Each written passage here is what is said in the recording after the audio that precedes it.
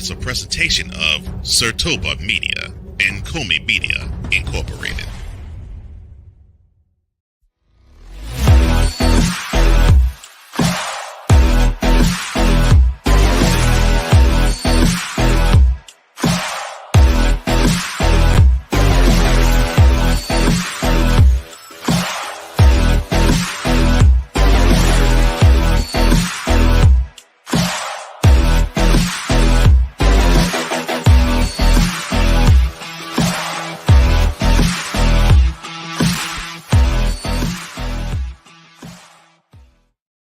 Brock Purdy does it again. Chiefs and Eagles on Monday Night Football. We already have a firing this morning and much more on this edition of Total Football Talk.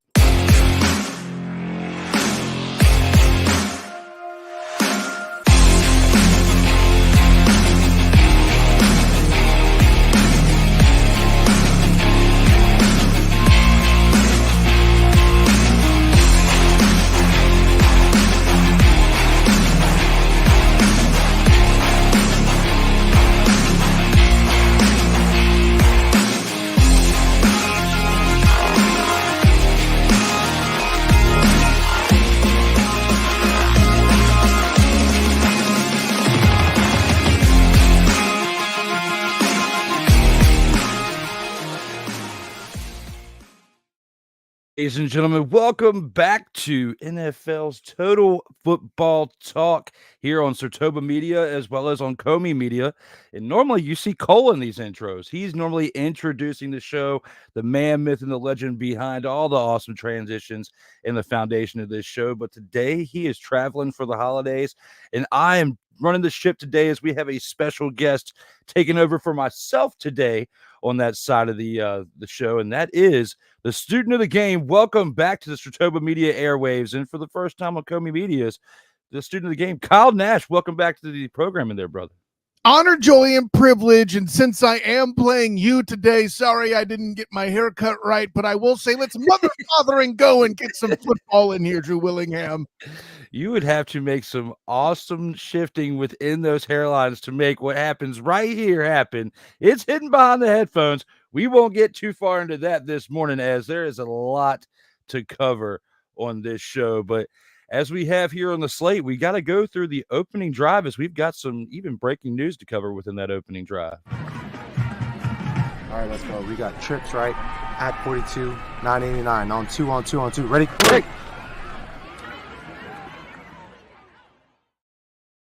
Kyle, here with the opening drive, you know, we had 4 teams on bye this week. Going into the next week, we don't have any teams on byes, but for week 11, we did have 4 teams on byes right here, and that being the Atlanta Falcons, the Indianapolis Colts, the New England Patriots, and the New Orleans Saints were all on byes in week 11. So that last little bit of a break that they get going into the Thanksgiving week where all 4 teams are playing, at least they got a little bit of a break going into this week 11 matchup. Now, we had a Thursday night matchup in this past week, and that being the Baltimore Ravens and Cincinnati Bengals right here. You know, this contest right here, the Baltimore Ravens take it 34-20. Lamar Jackson, 16-26, 264 yards and 2 touchdowns. The Ravens offense, 157 rushing yards. Odell Beckham Jr., 4 receptions, 116 yards, and the Bengals offense, 136 rushing yards. What were your thoughts on this matchup when you're watching this thing back on Amazon Prime last week?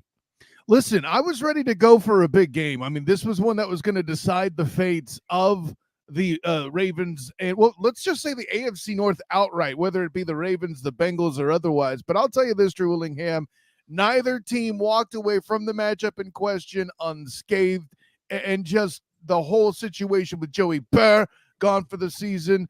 Mark Andrews falling into that same category, although allegedly he may be back for postseason play, possibly. If you're a fantasy owner out there, don't think he's going to help you at all anymore this season for your own mental sanity. But you mentioned the rushing yards there too. I think that was more a matter of you got Jake Browning coming to the game. You needed to try to get yards somehow and that became kind of the focus of the offense later in the game. But hey, listen, credit to Browning, who managed to throw a touchdown in the contest. But I expect that this would have been closer had Joey Burr stayed healthy. Especially, I mean, we were looking for a situation with Burr versus Lamar Demetrius Jackson. We didn't get it, unfortunately, for how things went. It is what it is. Hey, with what happened with Joe Burrow, there's probably a lot of people who put some money down on DraftKings or FanDuel or whatnot. We're pretty upset with the outcome early on in the game with his hand getting busted up and getting knocked on out. They tried to give you some hope there coming out of halftime, saying, by Zach Taylor saying that Jake Browning knows the entire playbook, ins words and outwards, and saying that he's going to come in there and do some great things in the second half, which we never got to see, unfortunately. Yeah, he did throw that one touchdown and didn't turn the ball over, but it just wasn't quite enough to get the Bengals over the hump when it comes to the situation right here. That was our only Thursday game last week. So let's go ahead and take it into our Sunday 1:00 games.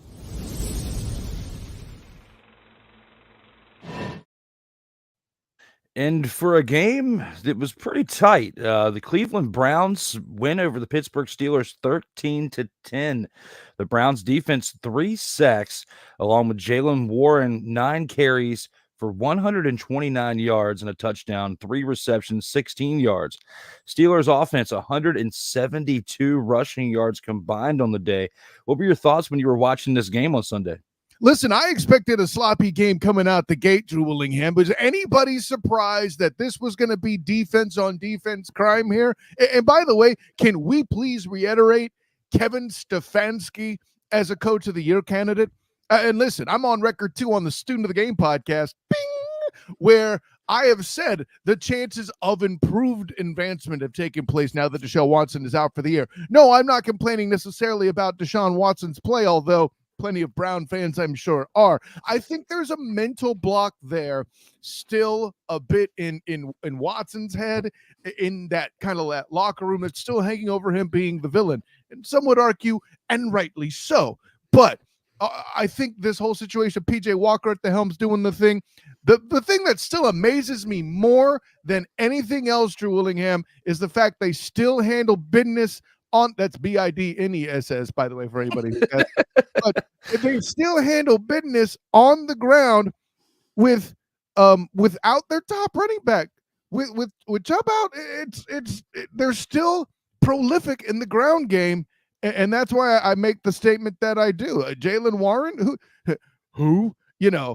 So I say all that to say, I mean, I knew who Darnus Johnson was, but that was different. That's a different season. Listen, for all my joking, it's just incredibly impressive what they're doing there. And of course, listen, if you're the Steelers, you're able to run the ball prolifically as well. That's where we make the Jaylen Warren comment. And Kareem Hunt, he's still pretty good at football. He didn't have a whole lot of running yards himself, but a lot of guys running for the Browns to get some ground game, to churn up some yards, and to still find a way to win. Like I said, we expected a sloppy game, and we'll leave it at that. I mean, pretty much when you say it just like that, I have to throw this out there.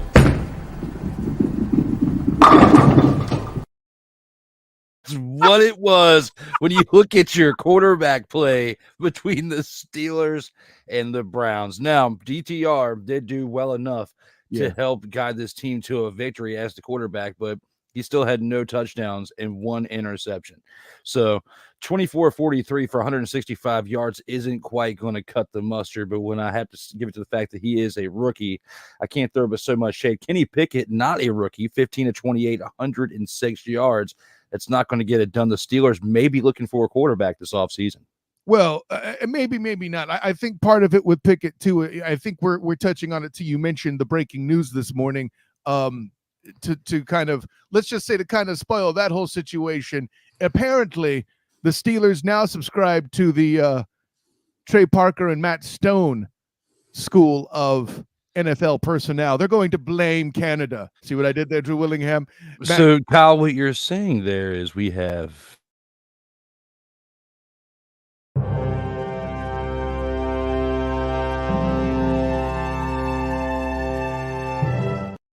Go ahead and tell them. Literally mere minutes before kicking the show off, Matt Canada let loose because as I said, blame Canada. Blame Canada. References on their bingo card this morning, Drew Willingham.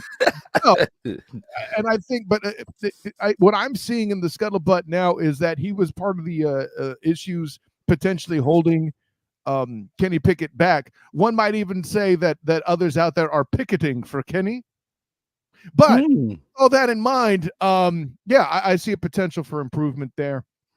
And go ahead, Drew. Sorry. I would say it's going to be interesting to see how that plays out. My bad. Didn't mean to cut you off. No, you're good. You're good. I was wrapping up anyway. We're all right. But yeah, I think the big thing here is even if you didn't expect a sloppy game, you didn't pay attention when I was screaming from the hilltops, just take the under. I don't care what the number is.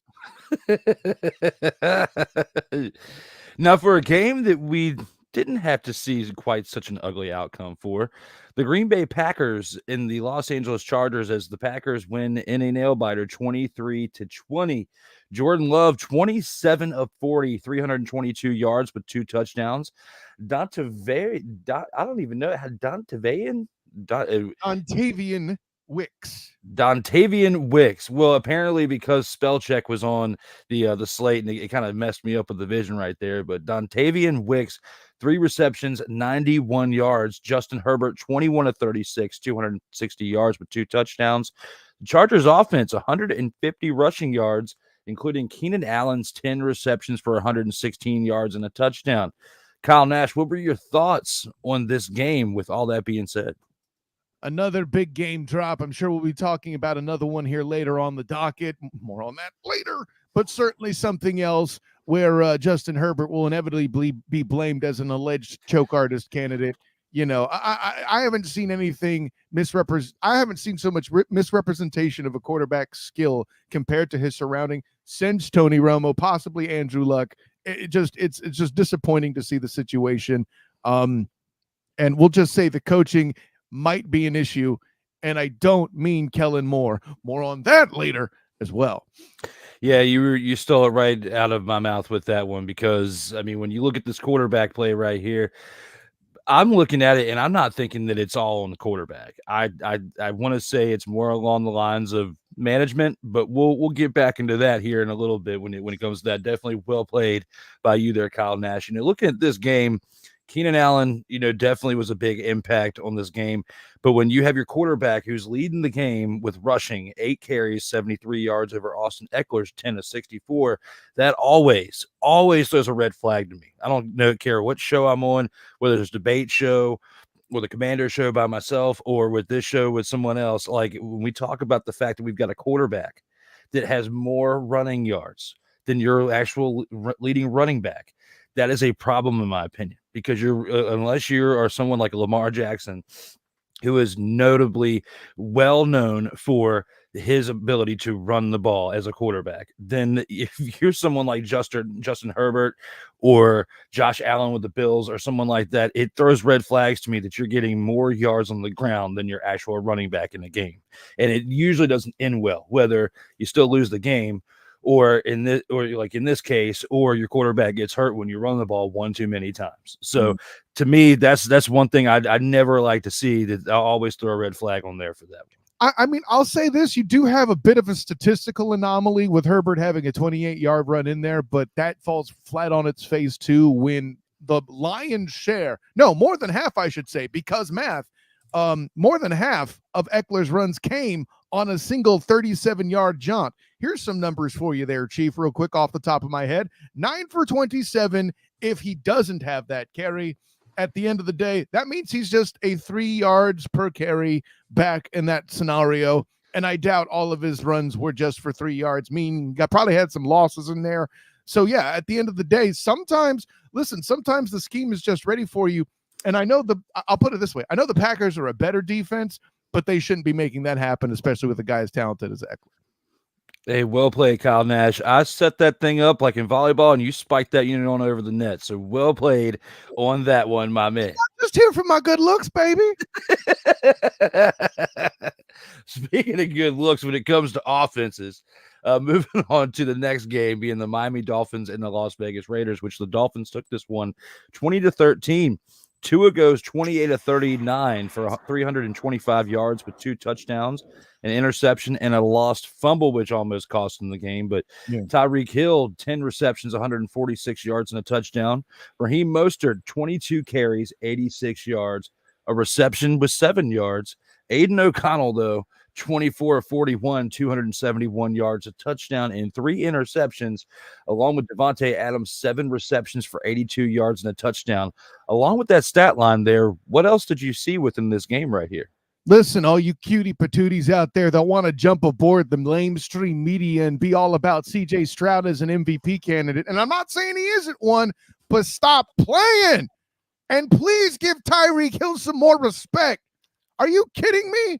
In a scenario like this, where the Vegas Raiders were beating you at one point in the game, this dude willed you back into existence. And as a team that I was once supposed to be impressed by, putting 70 on the Denver Broncos, who have yet to, well, they're starting to actually recover from the evil that is Nathaniel Hackett, hashtag I said it. You averaged 20.5 points the past 2 weeks, and I'm supposed to be impressed by this offense. Listen, I like Mike McDaniel as a coach. I think he's done awesome things. I think he should continue to be the coach there. And listen, this isn't just a media guy that loves good sound bites. This is not acceptable.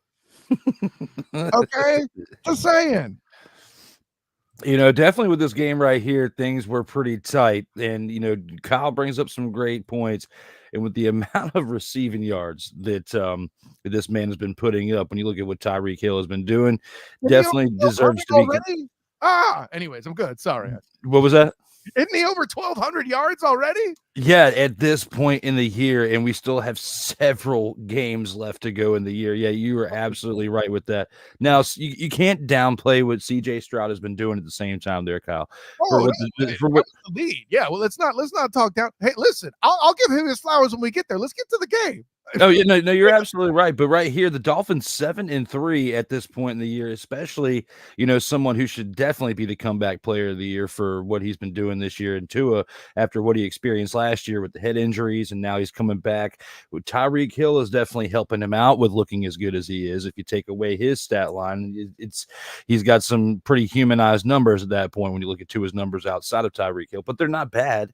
He's still doing a pretty good job of protecting the ball, moving things around, and keeping his team within winning games. They've got 7-3 record through 10 games already this year. Most are doing a pretty good job on the ground as well, but looking at what Tua is doing, 28 to 39 isn't bad numbers. He just needs to do a better job when it comes to certain situations that he's playing in, because that's what that interception was a result of.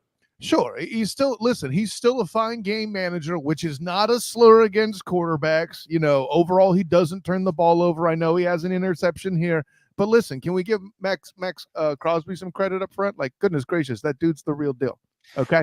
Yeah, no, you spoke true words right there with what Max Crosby did. I mean, 3 tackles, 3 assists, and had a sack in this game. I mean, that definitely, you know, he makes more of an impact in the stat line itself right there. But Max Crosby definitely needs to get some help on that defensive side for the Raiders. And if they make some moves during this offseason, the Raiders can be back to a notable team again if they keep, if they keep AP in there, because even in this loss right here, it was still a respectable loss. It wasn't like when Josh McDummy was leading the helm and things were going as south as they were before they let him go, you know, because AP is starting to bring back a little bit more respect within this organization for the Raiders. 1,000,000% Drew Willingham. And remember, it's Josh McDaniels, because Mike McDaniel is singular without the S, right? And McDaniels, the S is for stinks. Shall we move on?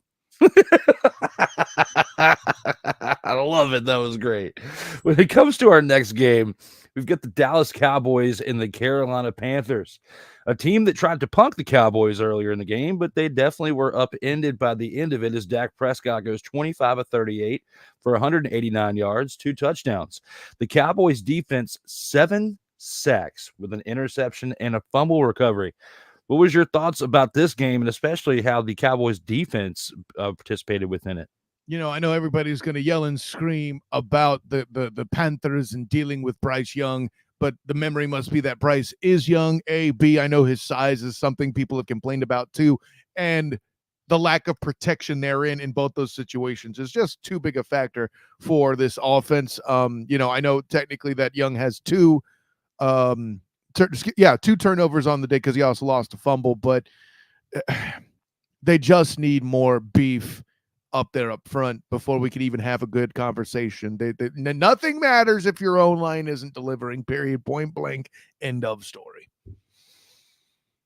Absolutely. You are definitely right when it comes to that. And this Cowboys team right here, when you look at what Dak Prescott did, 189 yards and 2 touchdowns, that's not really all that impressive to me. I mean, when you're throwing under 200 yards in the game, you're getting paid the amount of money you're getting paid to be that quarterback over there in Dallas. The fact that this Cowboys defense stepped up, if it wasn't for that, I don't think we would have seen the type of outcome that we saw.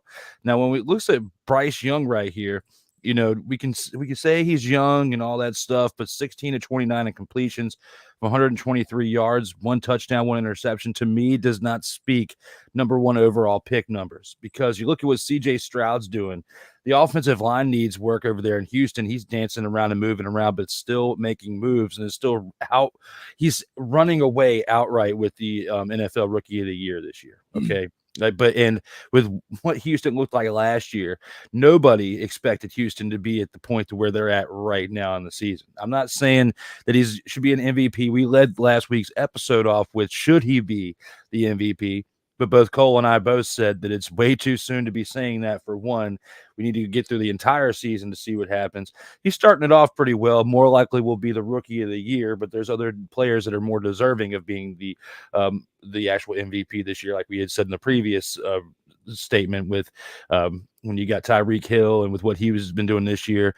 But right here, looking at this game, looking at the situation with the number 1 overall pick, I think Carolina made a mistake. They should have gone after CJ Stroud, because it's not that this Panthers team is as bad as they are on paper. 33 to 10 looks like you are a dumpster Pelican team. And with the dumpster Pelican team,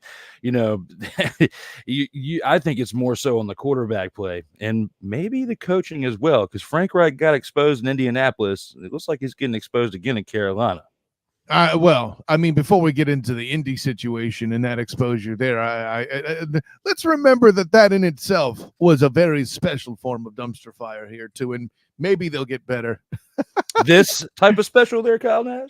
I love that. Maybe I should have said a landfill fire for a better transition to the optics there. No, but I'll put it this way. The reason why it's the biggest problem that it is because of everything that Carolina gave up as a franchise. They mortgaged so much.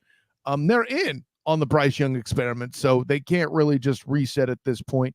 And honestly, I think moving Frank Reich and changing the coaching staff too much at this point might be kind of a mistake for such a young player. Get some beef, and we'll see if you continue to have beef after that point. Well, they definitely need to do this first. Stop it. Get some help. Because they don't have enough of it right now. They are not succeeding when it comes to their team this year. They're going to be in the top 5 for a pick, and they don't even have their selection. I can't even respond to that. It's a fine thing. I can. Acknowledge me. I believe I did, Drew Willingham. I believe I did. Moving on to a team that you know very, very well that you cover on a weekly basis, and that being the Jacksonville Jaguars.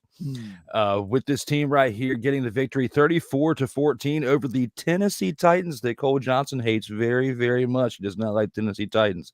When it comes to that team, Trevor Lawrence leading the way, 24-32, 262 yards and 2 touchdowns, along with Calvin Ridley, who has been staying off the betting apps this year to get 7 receptions for 103 yards and 2 receiving touchdowns. What were your thoughts watching this game this past weekend? Listen, all the little things you wanted to see tightened up as they played against Tennessee, bing, are things we saw in this game. I wrote about it as well on the Jaguar Report of Fan Nation on SI. Bing! But the bing is a thing, okay? It comes with me wherever I go to Willingham. I'm just saying. But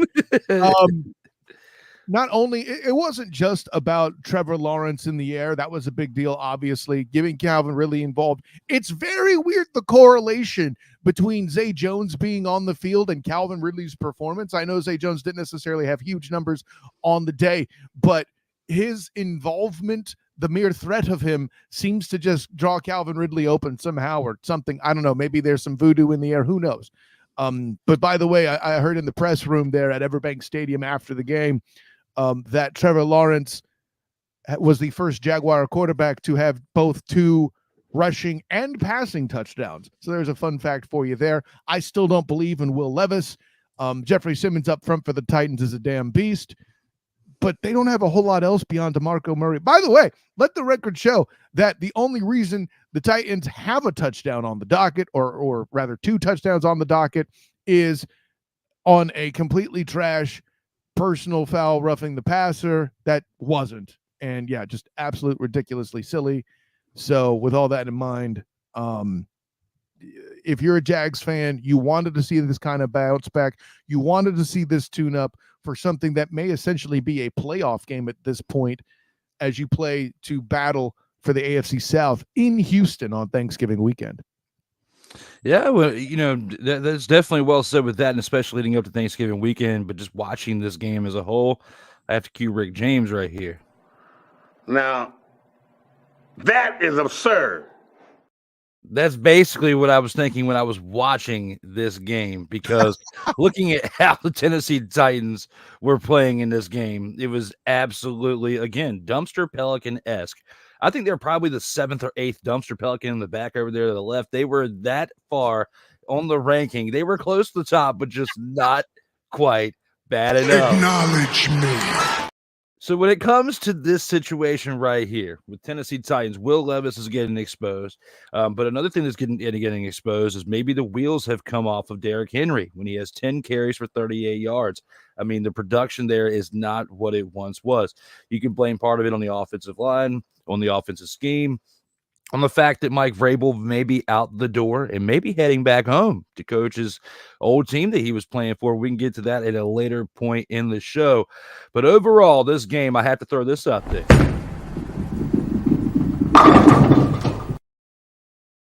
As it was bowling shoe ugly. And we got some comments here that I missed a little bit earlier that I want to touch up on right quick. Ryan McCarthy is in the house, says, what? Kyle Nash is in the house. Yes, Kyle Nash is definitely here, and is an honor, joy, and privilege, as he says, got to steal that saying, to have him here to fill in for the legend known as Cole Johnson. So it's cool that, the trio that I have over here with Sartoba Media helping me keep the things going on a weekly basis gets to come together in a way to be part of this project today. So it's definitely really, really cool. I appreciate Kyle being here for that. Let's get live. Quick with Ryan McCarthy, like when you see the what there, is it like a Stone Cold like what? Is it like a DMX what? Or is it like Little John what? I don't know which inflection to put on that, but I'm grateful for it. I think it's a combination of like Stone Cold and Little John with What? followed by Yeah. so it's like a combination of both. Yeah. I don't have an okay. That's why I voice acted, Drew. Come on, I got you. I might have to chop that up and use that from now on, because if I try to do it, then Rick James will be bad. Now, that is absurd. Yeah, my acting is not that great. When it comes to the comments, again, we have Victor Locke saying, let's get live. Let's chop it up. Let's get into total football talk with EP of all EPs, Cole Johnson, and the big game hunter of Dumpster Pelicans, Sensei Drew Willingham. Well, thank you, Victor Locke, for being here. I feel today. like I disappointed him. I'm sorry. I'm not Cole Johnson. This may have been posted right before we went live. I don't know. Victor, let me know here in the comments if you did. He might have rolled out once he saw that Cole Johnson was not here. I don't know. I don't know. Let's just go right after the ego there, Drew Willingham. Well, it could. I don't know, but we'll find out here in the comments if he is still here and heard what I had to say. Now, when it comes to our next game that we have on the list, we have a game that wasn't quite as ugly, but it featured a team that has been ugly this year, and that being the Arizona Cardinals, as they went up against the Houston Texans, which the Texans won 21-16, with C.J. Stroud going 27-37, 336 yards, 2 touchdowns, and getting exposed a little bit with 3 interceptions. Devin Singletary, 22 carries, 112 yards with a touchdown. Tank Dell, 8 receptions, 149 yards with a touchdown. And Kyler Murray, 20 of 30 for 214 yards, a touchdown, and an interception. looking at this game without Josh Dobbs, what were your thoughts coming into this game or exiting this game after seeing it, actually? I mean, it'd be interesting to see if they actually got enough flash there to show off Kyler Murray to get the trade they're hoping for, to hope to get something for him. But hey, at least he stayed on the field and didn't get hurt. And I mean that like without talking trash. I'm glad to see Kyler Murray healthy again. When he is healthy, he is an intriguing player to watch. And I think there's still some rust to knock off. The weapons that are there in Arizona are well limited to what he had when he started there. I don't think I'm, blowing anyone's mind by saying that. And listen, the real test for CJ Stroud, every quarterback occasionally has a bad game, and throwing the 3 interceptions and still getting the dub is a big deal for DeMeco Ryans and the Houston Texans, a guy who's definitely in the running for a Coach of the Year candidacy, probably still behind Stefanski, because I still don't know how the hell they're pulling that off up there in Cleveland, but that's another convo. Listen, Devin Singletary, for all the rumors of his alleged mediocrity in Buffalo, I think, as I tried to tell people regularly, that Devin Singletary is better than numbers he posted there. He's proving it with yet another pretty good game there that he's putting up in support of one CJ Stroud, and Tank Dell continuing to blow the roof off of defenses is a beautiful thing too. I wonder if that could be part of the reason why, the Buffalo Bills just lost their offensive coordinator. What we had going on over there and what they could not do with Devin Singletary, but with what DeMeco Ryans is getting out of him over there in Houston. So looking at that and the fact that CJ Stroud threw 3 interceptions, I don't think they would have pulled away with this win yesterday or the other day had it not been for Devin Singletary's production on the ground, because that was, to me, watching this game was what kept them in this game. CJ Stroud did throw for 336 yards, had 2 touchdowns, but usually when you have more interceptions than touchdowns, it usually outweighs it. And unless you got a strong running game, which in this case is what they had, you're not going to get the win. So for them to be able to pull this game out, I don't know if it speaks more volumes on the fact of how their running game was, or if it speaks more on the volumes just how bad the Cardinals team is.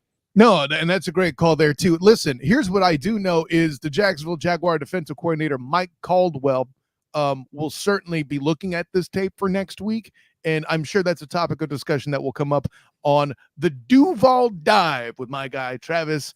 I always said Travis Etienne. No, that's the running back. Travis Holmes of Big Cat Country. That'll be Friday at 11:15 a.m. on any of these socials that you see here, and also the Jaguar chat of the PSF app if you're happy to be consuming through that. So look out for that. By the way, bing, thing I do, Drew Willingham.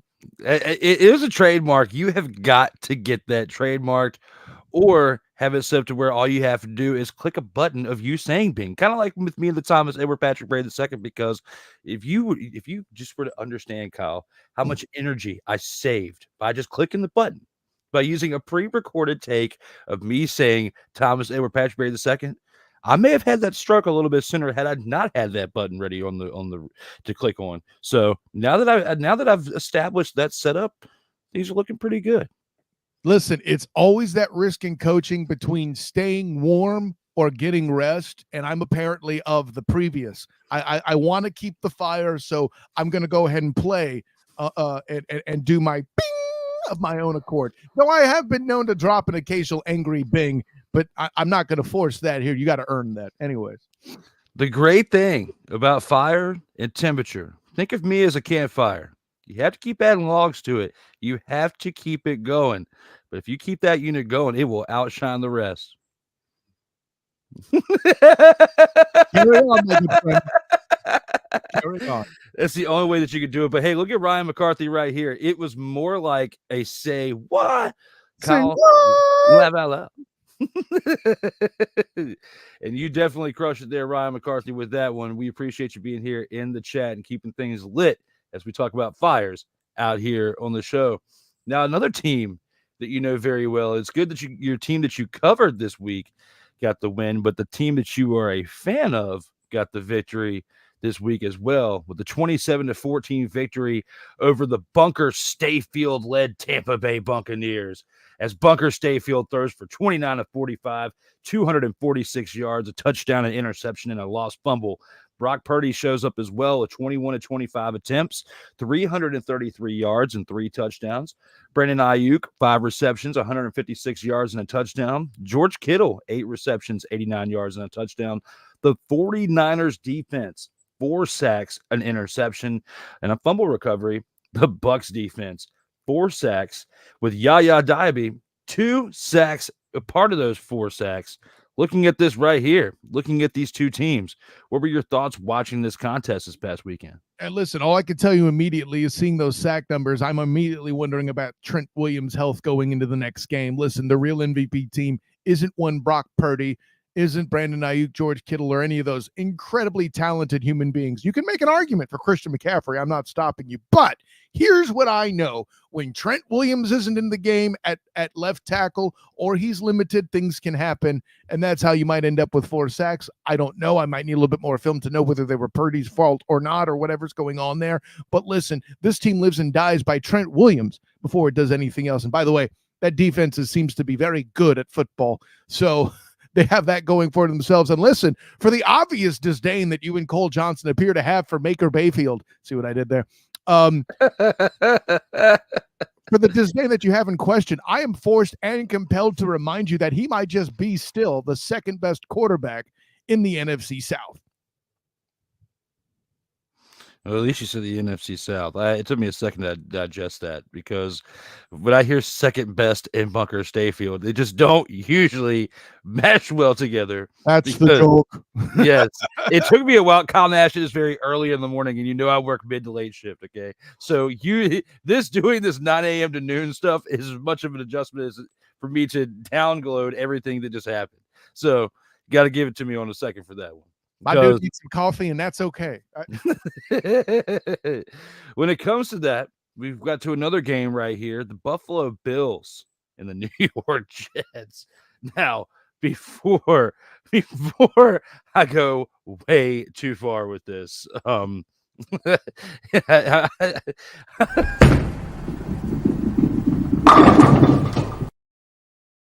so bad it gets it again.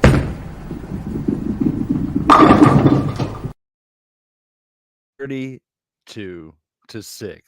Looking at the fact that the Buffalo Bills just let go of their offensive coordinator last week, and now they turn around and win 32-6 with Josh Allen going 20 of 32, 275 yards, 3 touchdowns, an interception.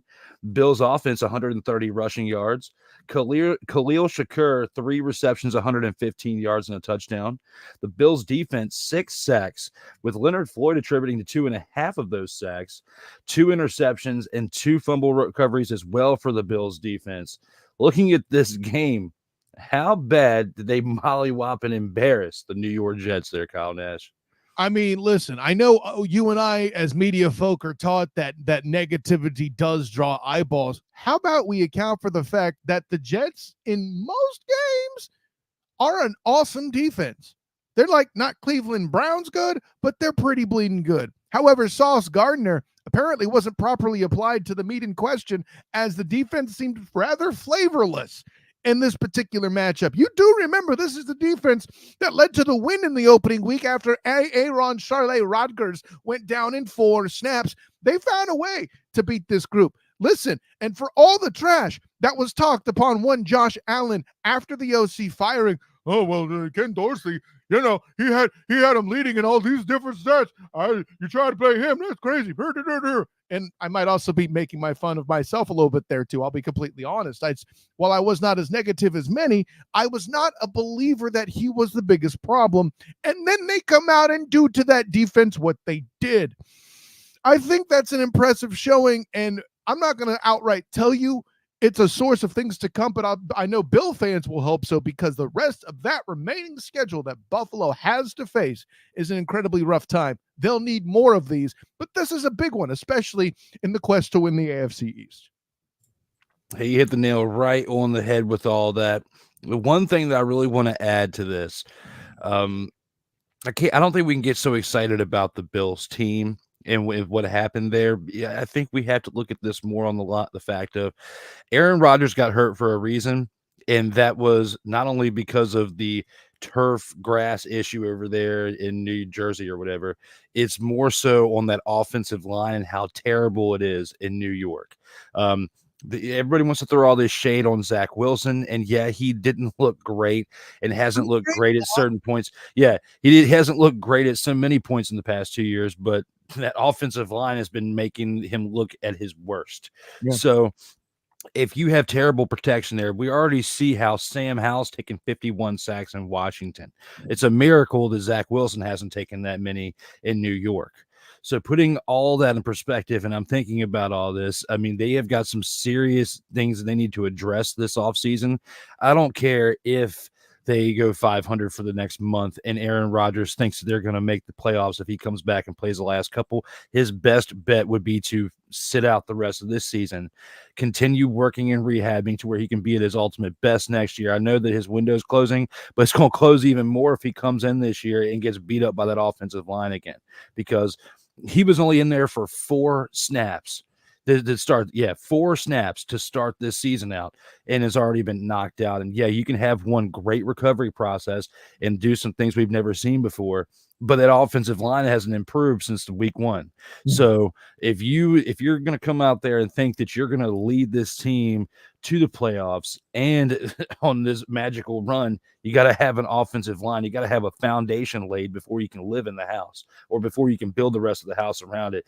And that house is only like maybe halfway built, and that's with Aaron Rodgers in the lineup. So they need to make some more moves to establish building that house during the offseason, and then they have a better chance.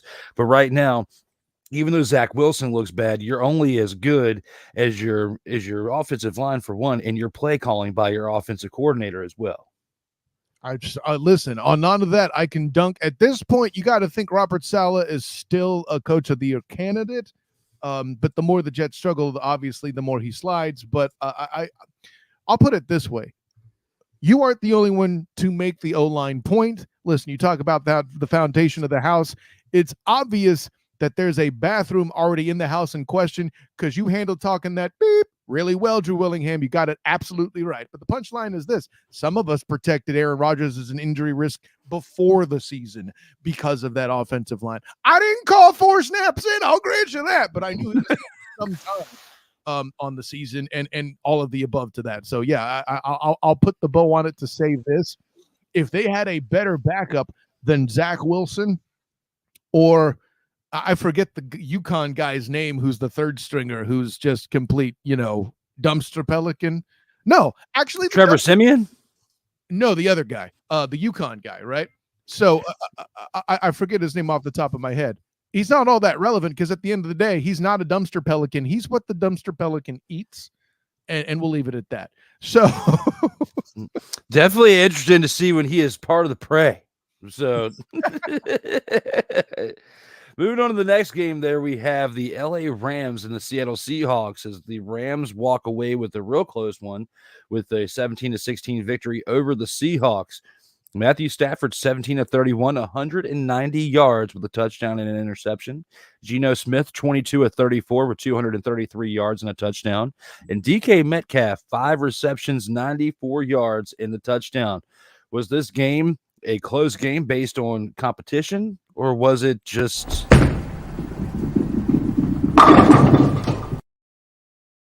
What are your thoughts there, sir?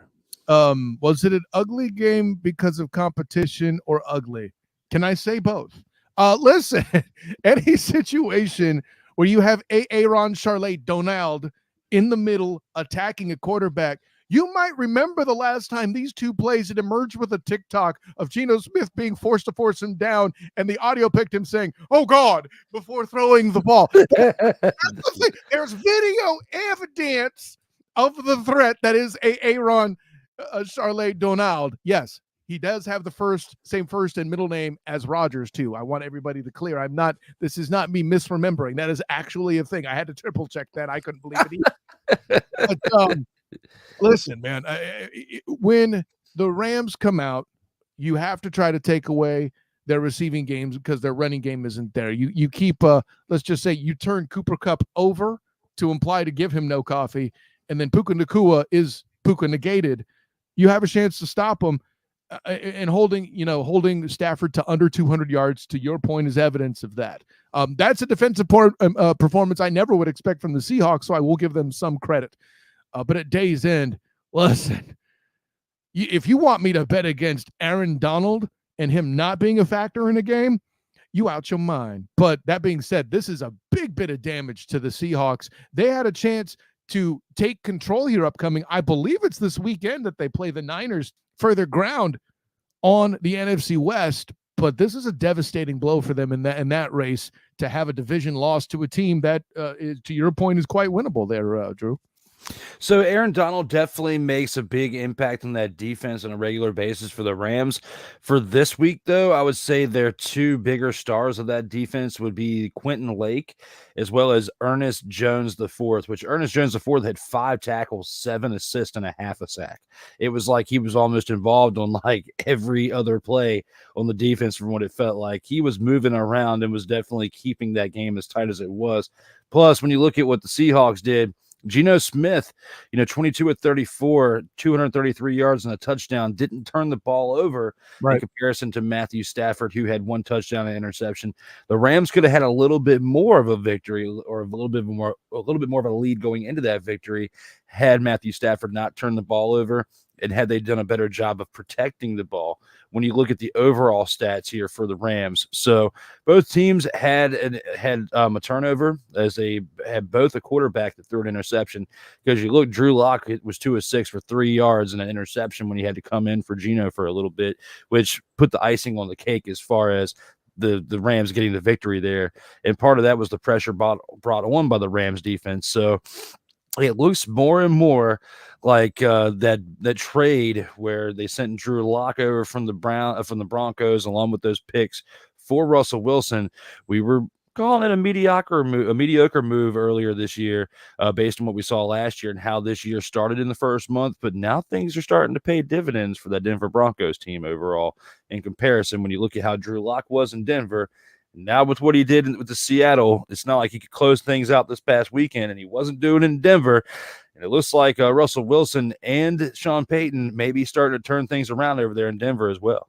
Listen, for all the trash talked upon Russell Carrington Wilson last year, a lot of that, too, people seem to have suddenly forgotten he played most of the year hurt in one way, shape, form, or fashion. And by the way, in case everybody needs a reminder, Nathaniel Hackett sucks at football, okay? So with all that in mind, I think I'm not here to say that Rusty has earned his contract. I'm not going there.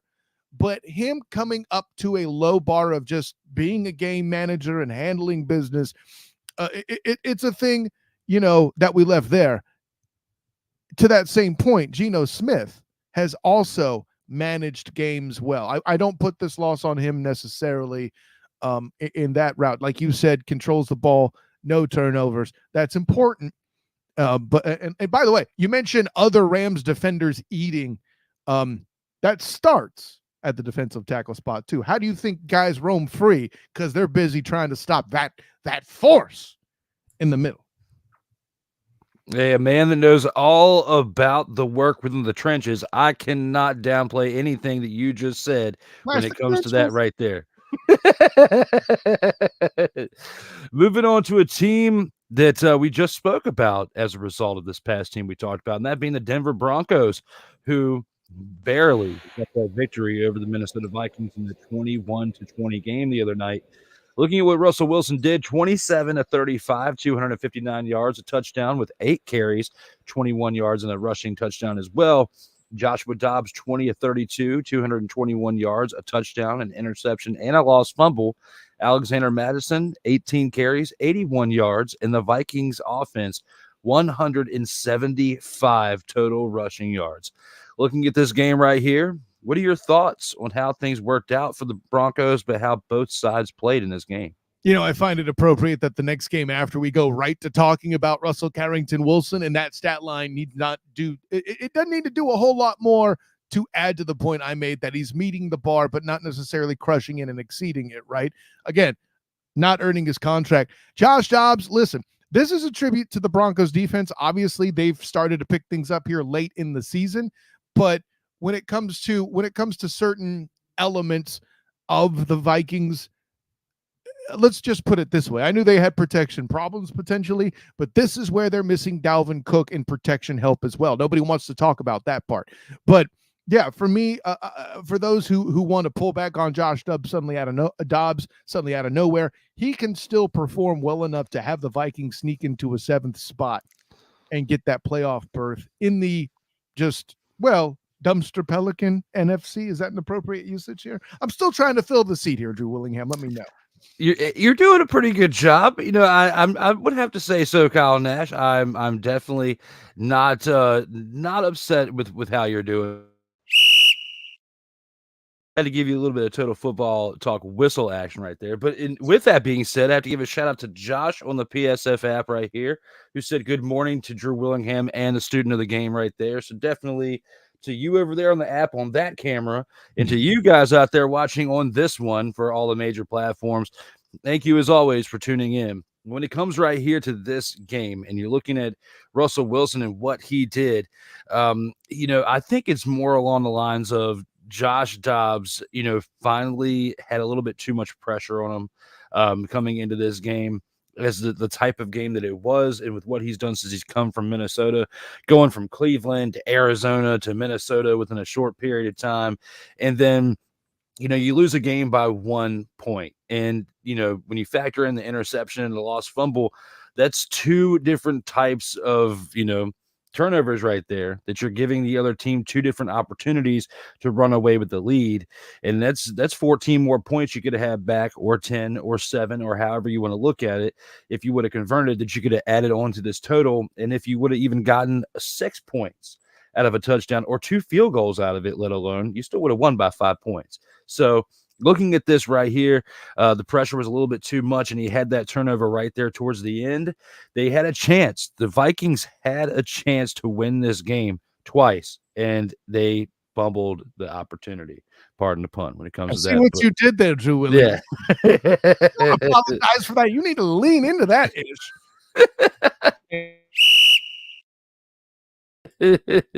Well thrown out there, Kyle Nash. And speaking of great opportunities and great things that we saw within this week 11 set of matchups, Kansas City Chiefs and the Philadelphia Eagles. As I put it wrong on the slate here, but the Kansas City Chiefs lose to the Eagles 21-17 as Jalen Hurts goes 14-22, 150 passing yards with an interception, 18 carries for 81 yards. Patrick Mahomes, 24 of 43 for 177 passing yards, 2 touchdowns and interception with 6 carries for 38 yards. A recent pickup for the Eagles, Kevin Byard, 8 tackles with an interception. Devontae Smith, 6 receptions with 99 receiving yards. And DeAndre Swift, 12 carries for 76 yards, 3 receptions for 31 yards. Looking at this and how things played out on Monday Night Football, how do you think things went down when it comes to said matchup? Listen, no disrespect to Cole Johnson in the preparation of his notes, but I think there's a key stat he's going to be missing here to better describe a metaphor for the outcome of this game. The Chiefs lead the league in drops. And that's the part that murdered them outright in this game, in similar fashion to their loss to open the season to the Detroit Lions and Man Campbell. Listen, for my money, this is the close and epic matchup you expected to get here at Arrowhead, and that's all I can really say about the matchup itself. I'm glad you mentioned Kevin Byard, the recent acquisition from the Titans. Him getting an interception in this game is exactly why the Eagles took him out of the bargain basement, as the Titans have shown me in making that trade before the deadline, that they're out on this year. They are out, to quote another show. But shouts to my guys, to William, Sports Debate Show. But with this in mind, I have to say that improvement, if he can stay on, is the key to a deep playoff run, and an element to what might get them back to the Super Bowl, is having shored up that secondary with that presence. And by the way, when it comes to Jalen's stat line, I like what I see there. Only throwing the ball 22 times, 18 carries for 81 yards. I would say that the interception is the only thing that hurts. But did he wince as he got hurt? I see what you did there, Willingham. You brought up another show, and with that being said,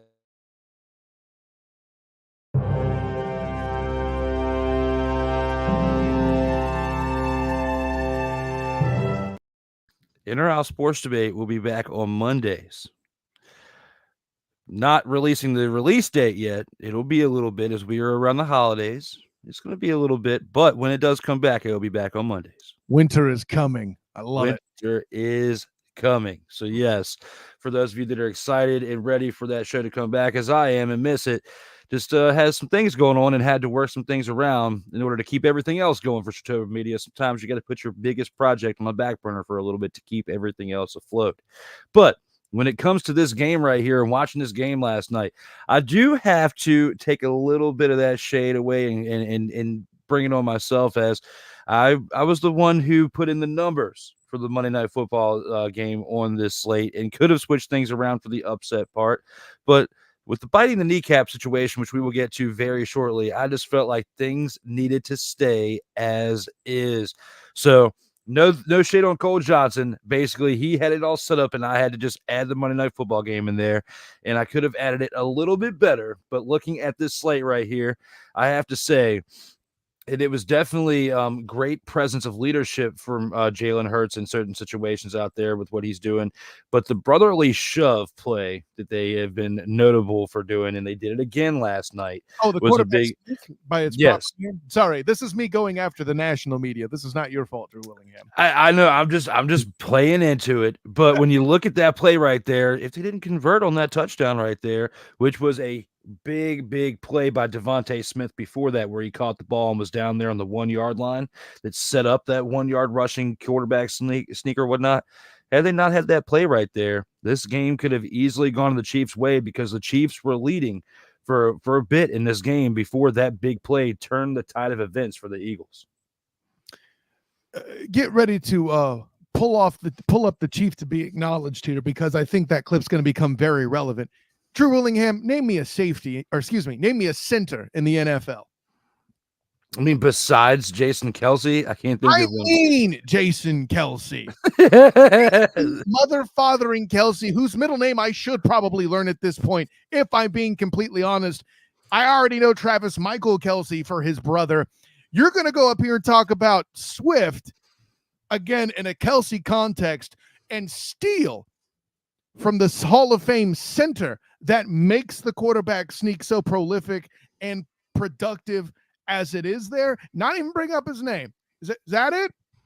Well, with that, since you like to teach me everybody's middle names, I will teach you his. It's Jason Daniel Kelce. Jason Daniel Kelce is the one screaming into the mic, "Acknowledge me." Acknowledge me. Well, we just acknowledge not only you, but your entire birth name here on Total Football Talk. Hopefully you appreciate that if you ever see this episode there, JDK. When it comes to the upsets of the week, you just threw the initials up. Oh, that's awesome. I'm sorry. I'm glad that I can make Kyle definitely proud with that one. But with this, hopefully we can make you proud with the upset of the week.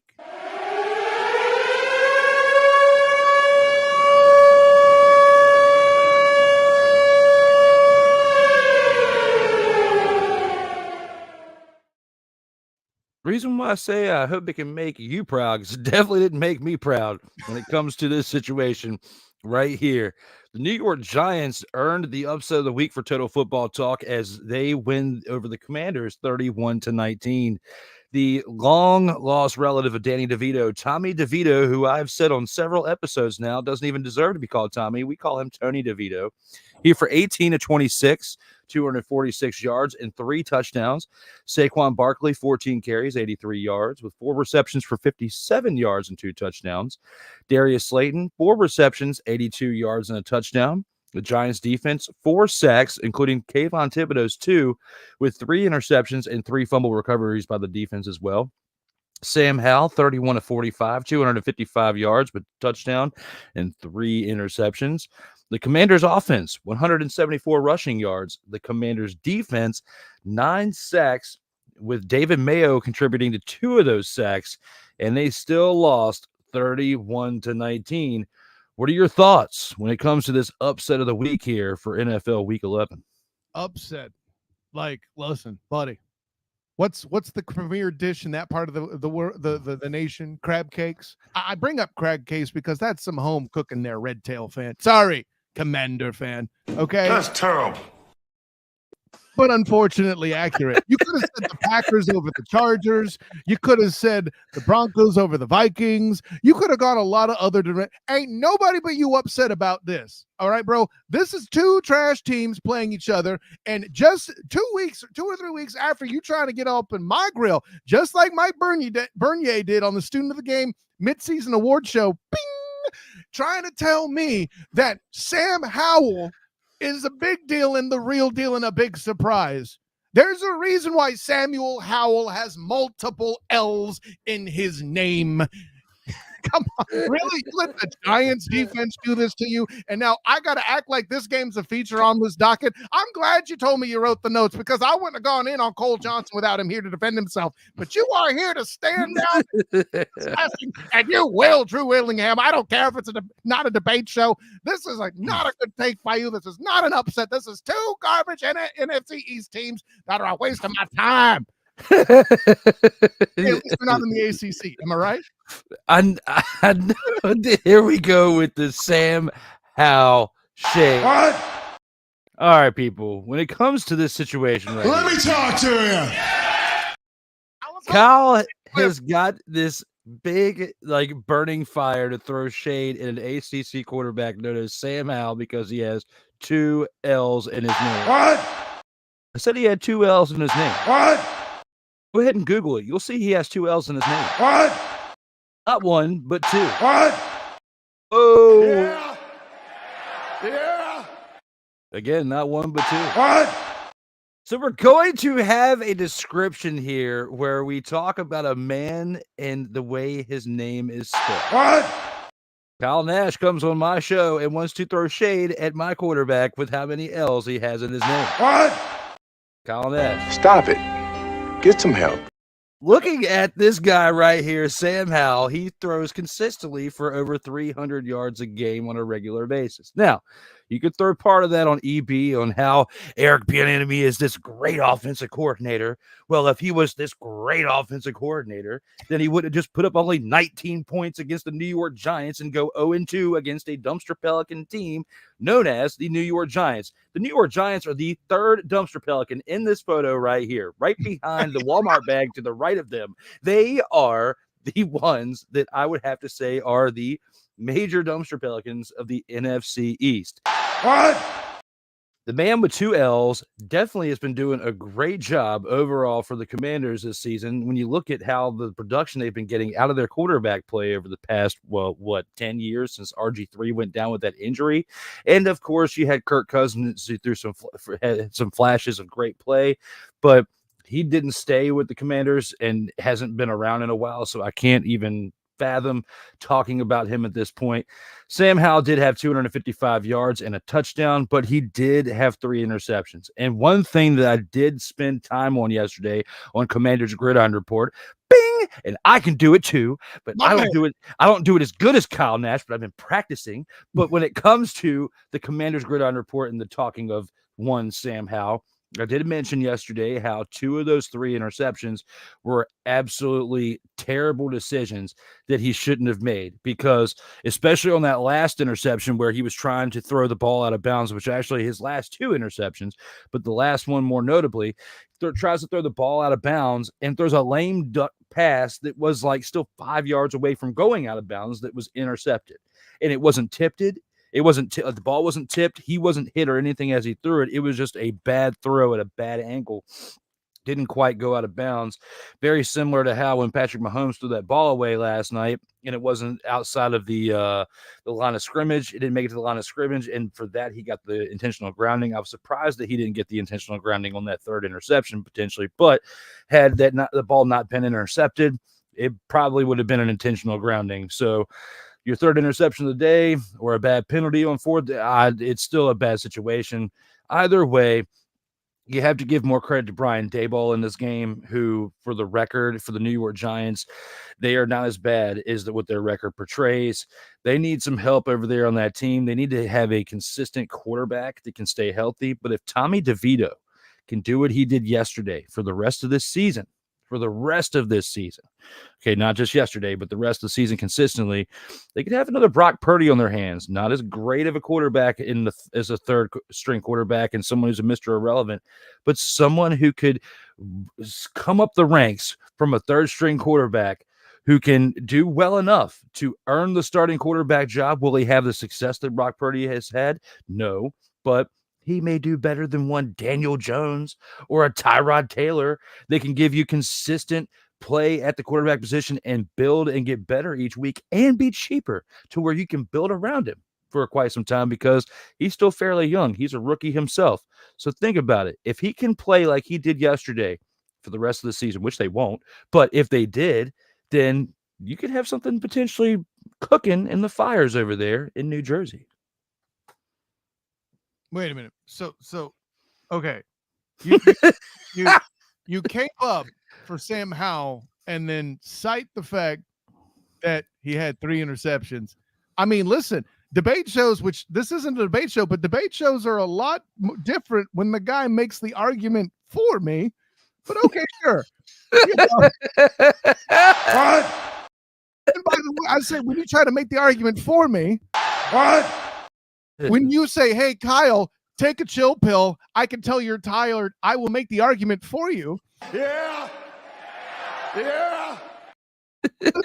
That fun aside, it's the most beautiful thing, and it's appropriate that's an ACC quarterback that you're making this point to. You're aspiring to be Mr. Irrelevant. That's where you are in D.C. and in East Rutherford. Yeah. Yeah.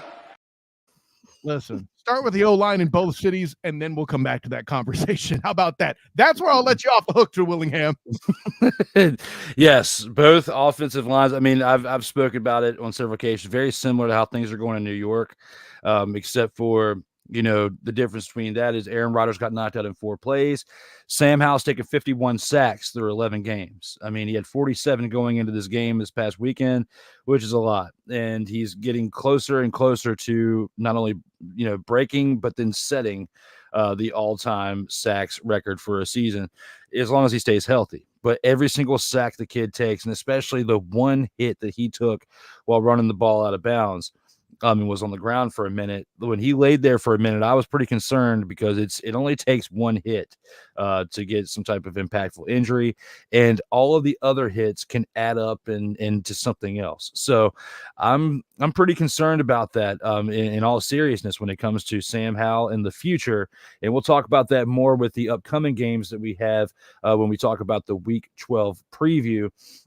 With that being said, you know, we talked about the upset of the week, and I know Kyle Nash may disagree a little bit with this one, but we will definitely have to talk about that here when we talk about the game of the week.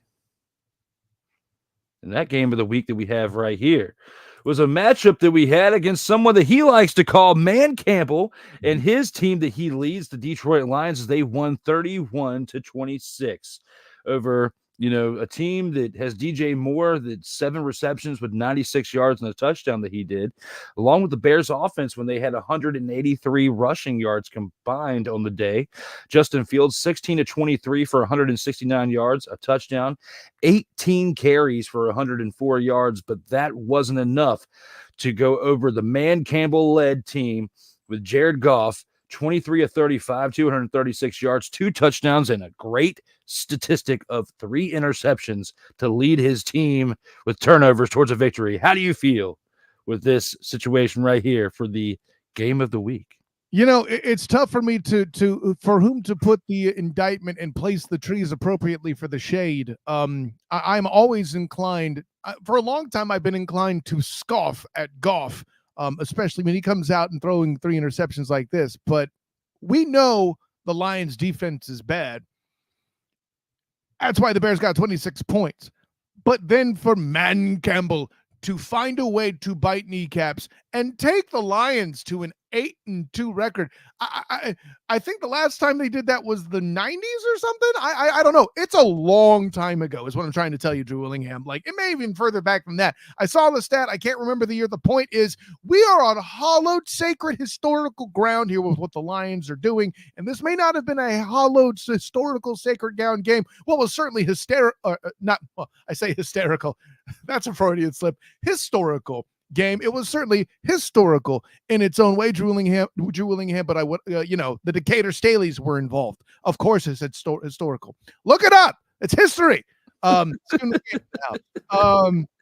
the Bears were formerly the Decatur Staleys. That's the joke. But yeah, this is one of those divisional games where the stuff gets weird, and it's about who wants it more and who's better built to do long haul attacks.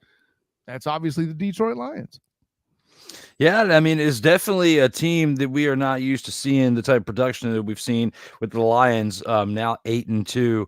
The best season they had was in 1991 when they went 12-4 and made it all the way to the NFC Championship game and lost the heartbreaker to my team, the formerly known as the Redskins. And a team in a documentary that you can see, which I happened to be fortunate enough. Not sure if I was fortunate enough to be awake at 1 o'clock in the morning, but I was fortunate enough to be able to see that on Amazon Prime, the Bye Bye Barry documentary featuring Barry Sanders and talking about his career with the Detroit Lions, along with his exit from the NFL, which I have 20 minutes left of the movie to watch, which I needed to get some sleep so I could be here this morning. But I didn't get to the very end where they're talking about like the reason why, but what was alluding to that was, the beating that he was taking, the direction of the team and where it was going. And, this Lions team had not been the same since he retired after the 1998 season. They've had some flashes in the pan where they looked like they were going to be okay, but just never got over the hump. This is the closest thing we've seen in 32 years to that team that Barry Sanders was a part of that made it as far as they did, and they're not even doing it with Barry Sanders. So looking at the situation right here, and the wins don't have to be looking great every time, especially with the fact that Jared Goff threw for 3 touchdowns. Threw for 2 touchdowns and 3 interceptions here and still got the win. We were talking about in other games earlier in this slate how teams were, losing, and you had a quarterback that was throwing for more interceptions than touchdowns. Given the example of the Commanders game with Sam Howell, 1 touchdown, 3 interceptions. Now, the difference here is Jared Goff had 1 more touchdown and won the game by 5 points. But given the fact of how things were as close statistically in the rise of the Lions and how nobody's expected them to be 8-2 at this point in the year. And, they are playing a suspect Bears team, but it is a division game. And the way things were going when you were watching this game earlier on in the first half, it looked like, in my opinion, the Bears were going to win this game, and especially with the way that Jared Goff was with being turnover friendly. So when I put all that in perspective and think about it, I can't disagree with Cole putting this as pretty much the game of the week when it comes to that, because the reason why I feel like it's the game of the week is with what Man Campbell proved with how elite this team is, making it to 8 wins inside of 10 games. I mean, that's fun and all, but like Super Bowl rematch didn't make game of the week. All right. Listen, I'm just a guest. I'm just asking questions. I'm saying. Hey, if they weren't overly using the brotherly shove push that they want to dub out here in the media, you mean the quarterback sneak? Yeah. The quarterback sneak, if they weren't overusing it and overdubbing it out there to where it would be like it wouldn't be as expected on a weekly basis, then maybe I'd give it the game of the week. Okay, well, I'm sure Jason Daniel Kelsey will use your tears to form his beard, but we can move on. Well, they can get mad at Taylor Swift because the Swifties weren't about, and they didn't bring more hype to the game. So if there was more Swifties in the nation, they were there, and Taylor Swift wasn't on tour, then it might have been the game of the week there, Kyle Nash. Or there would have been more lights, and there would have been more drops by the Chiefs, and it would have been close. Who knows? I don't know. Very much, because Valdez-Scantling and Watson dropped some big plays there inside the last 2 minutes on their possession, because had Montez Valdez-Scantling caught that ball right there, they would have had that touchdown. they would have won the game. Now, the only problem would have been is they would have left too much time on the clock because they still would have been like a minute and 40 some seconds left. And, excuse me, the Eagles still had timeouts. So there would have been a little bit too much time and probably would have given the Eagles a chance to come back. But shoulda, coulda, woulda, we won't know because he wouldn't have caught that touch. He didn't catch that touchdown. So we don't know at this point if that would have been the case or not. It would have been electric football that last 40, though, Drew, is what I'm talking about. You have that situation again. By the way, I don't know if you've noticed, the Kansas City Chiefs are currently a defensive team, and that touchdown to get it back for the Eagles isn't a gimme, even with a minute 40 left, as much as I do respect Jalen Hurts. Well said there, Kyle Nash. And for that, because you put out my fire, we will have to try to bring it back during this first commercial break. We'll see you guys here in about 2.5 minutes. All right, let's go. We got trips, right? At 42, 989. On two. Ready? Break.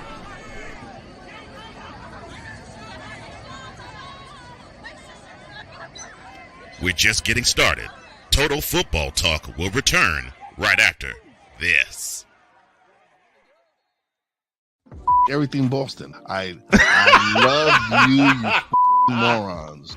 New Kids on the Block, New Edition, dear whatever the law firm is. Sincerely, the U.S. Supreme Court. Ben Affleck, Matt Damon. Go yourself again, Jason Whitlock.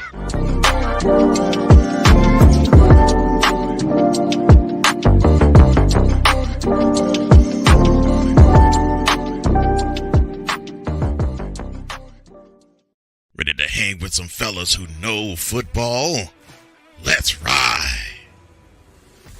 LC Muscles 28. I think they're the most overrated defense in the league. Steel Sermon. We did not trail for a single second. Tiny Tim. McCarthy is a bonehead. A Pizzle 90. I'm going with my boys. Fins up, baby! Get ready for the Four Horsemen of Pick'ems. Every Wednesday night at 10 p.m. Eastern, 9 p.m. Central on YouTube.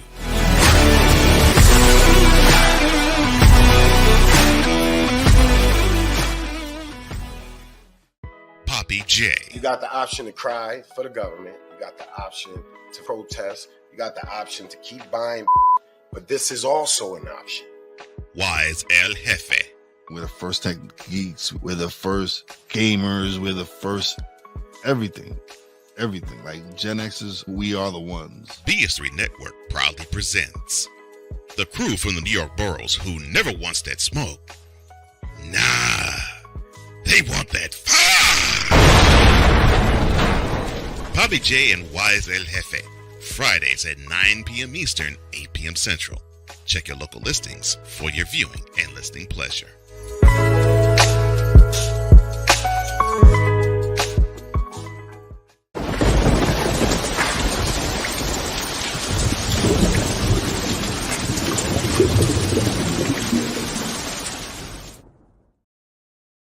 Welcome back to Total Football Talk. We've gone through our week 11 games, and now we have to get to what Cole and I like to call the Gridiron Scoop.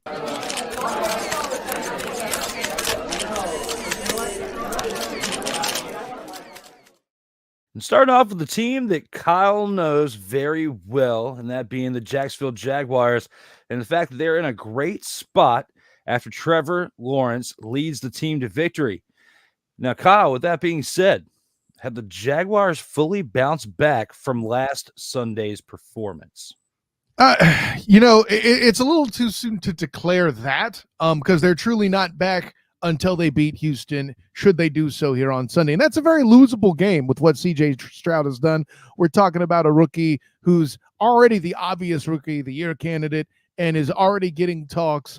And at this point, I don't mind him being like, if you have a top 5 list of MVP candidates, it makes a butt ton of sense that CJ Stroud is on it, just like I have D'Amico Ryans in a top 5 of Coach of the Year. But these two things, in my opinion, are obviously interchangeable for the Texans. But bringing it back to the Jags, listen, I was there at Everbank Stadium after both the Niner and Titans games.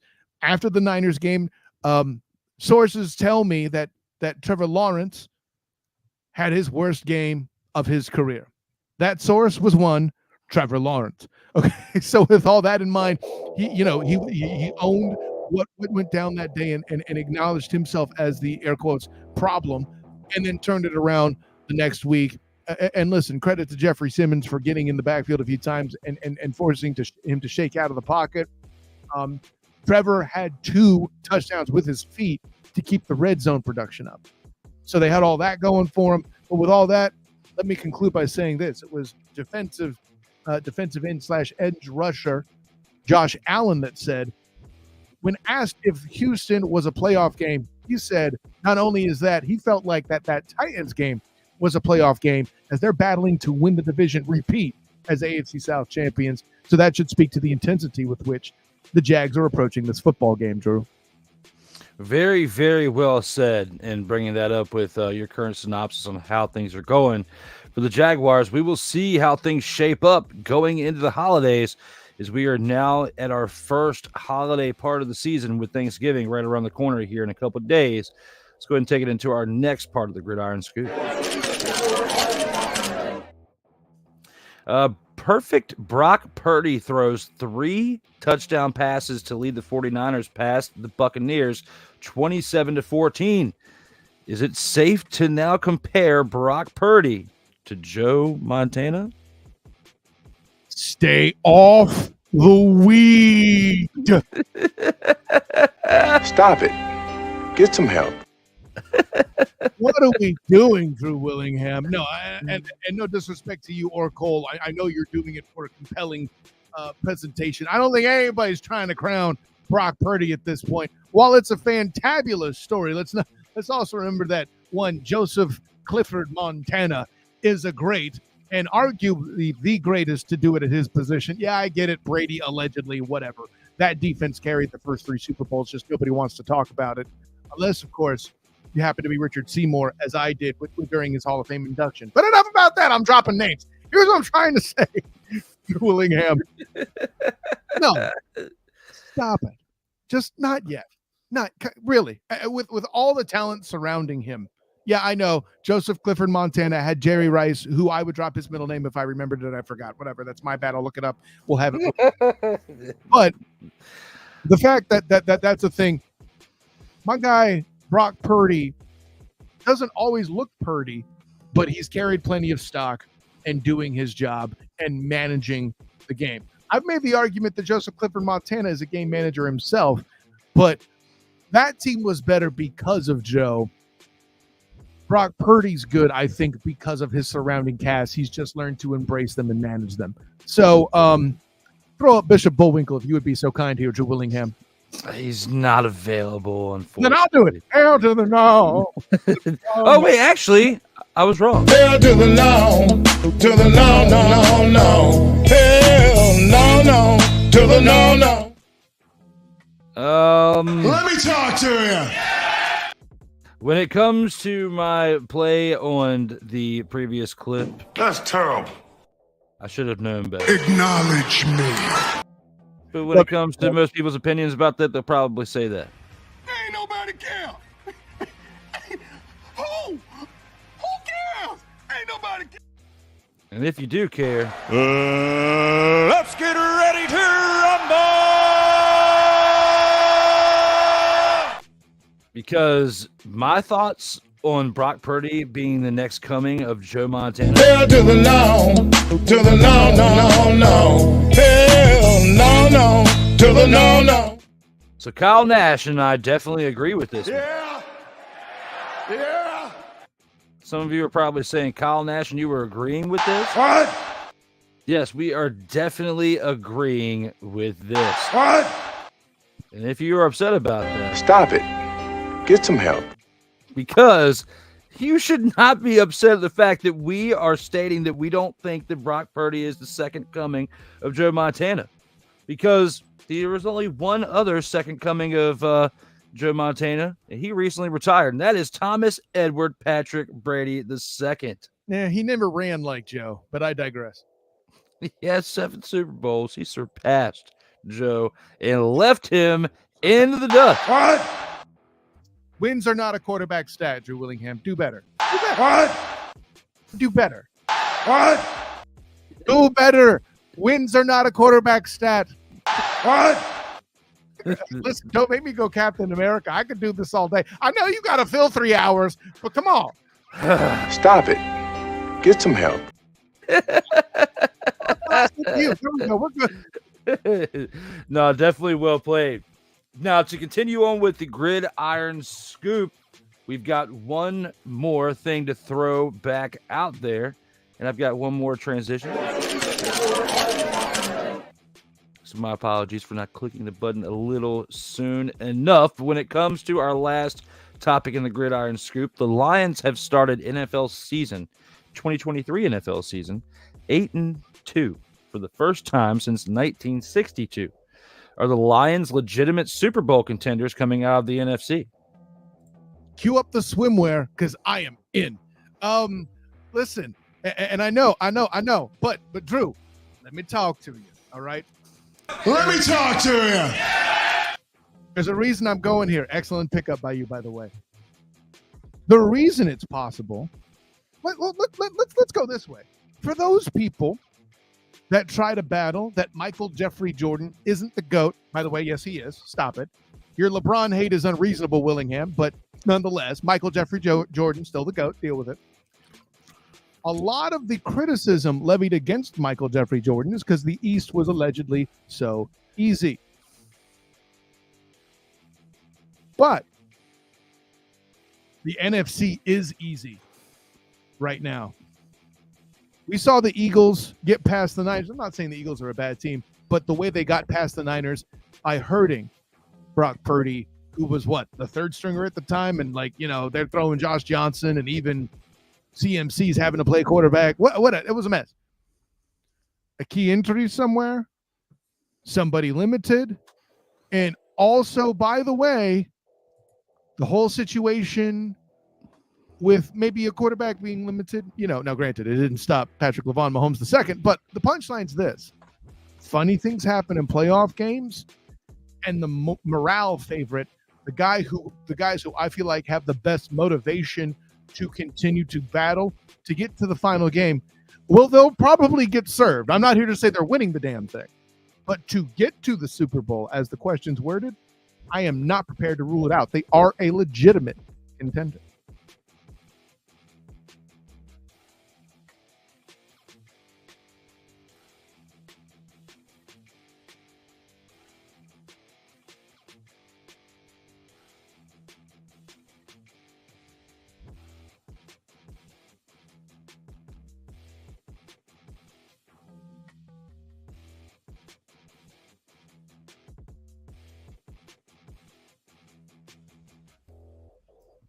I don't know how I had muted it for a second, so my apologies for those of you listening that didn't hear me. But basically what I was saying, to compliment with what Kyle said, we're at this point where they are 8-2 for the first time since 1962. But in my opinion, if they don't get to at least 12-5 or 13-4 this season, they don't even match the success of what they had 32 years ago. So let alone what they did in 1962, which is many, many moons ago. In my opinion, they at least need to match to basically live up to the success that they're having this year. They need to get to at least 12-5 or 13-4 and make it to the NFC Championship to basically live up to the hype of where they're at this year and this documentary for Barry Sanders, and to finally do something for the first time since he retired in 1998. It has been 25 years since we saw Barry Sanders play, and we haven't, besides Megatron and the little bit of flashes in the pan we got with him being there with Matthew Stafford, we haven't seen much success come from the Lions since Barry retired 25 years ago. And this in itself, seeing with what one man Campbell has done in a short period of time with turning things around from a leadership perspective and getting these pieces together to have this type of success in a tough part, being where they're at in the NFC, I have to say, being 8-2 through 10 games is not an easy feat.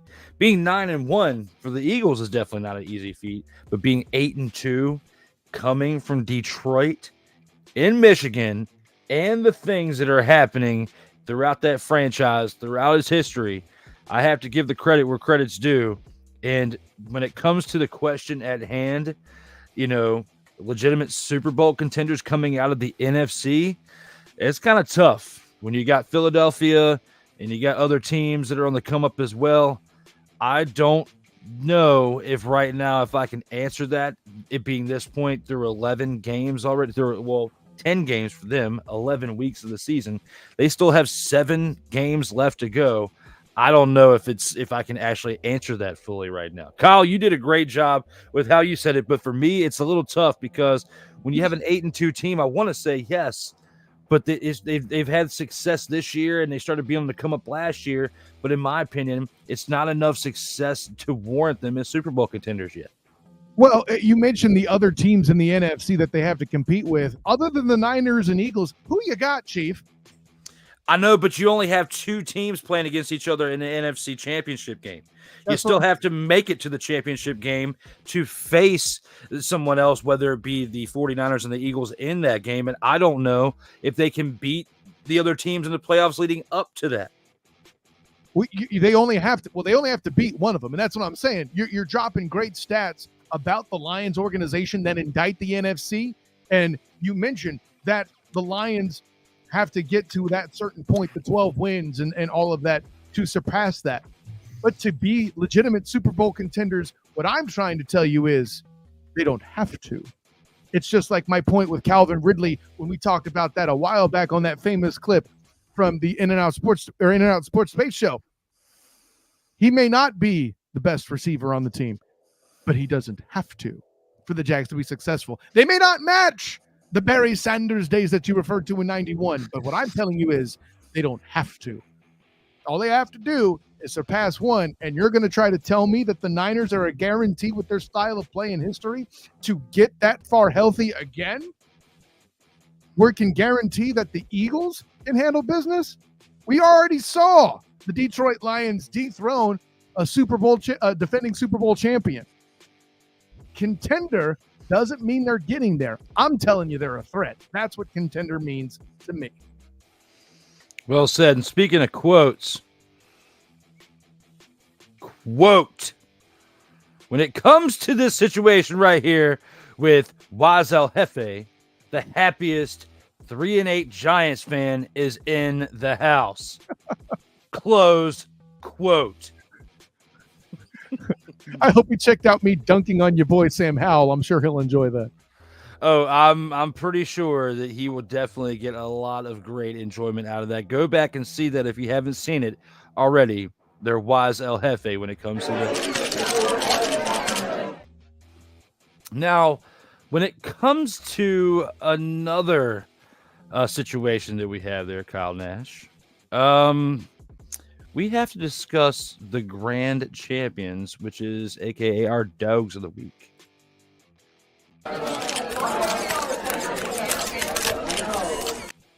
Well, I clicked the wrong one. It looks like the grand champ disappeared. Well, actually, no, it goes from the outro to the intro. My apologies. I'm still getting used to being at the helm of the controls for this.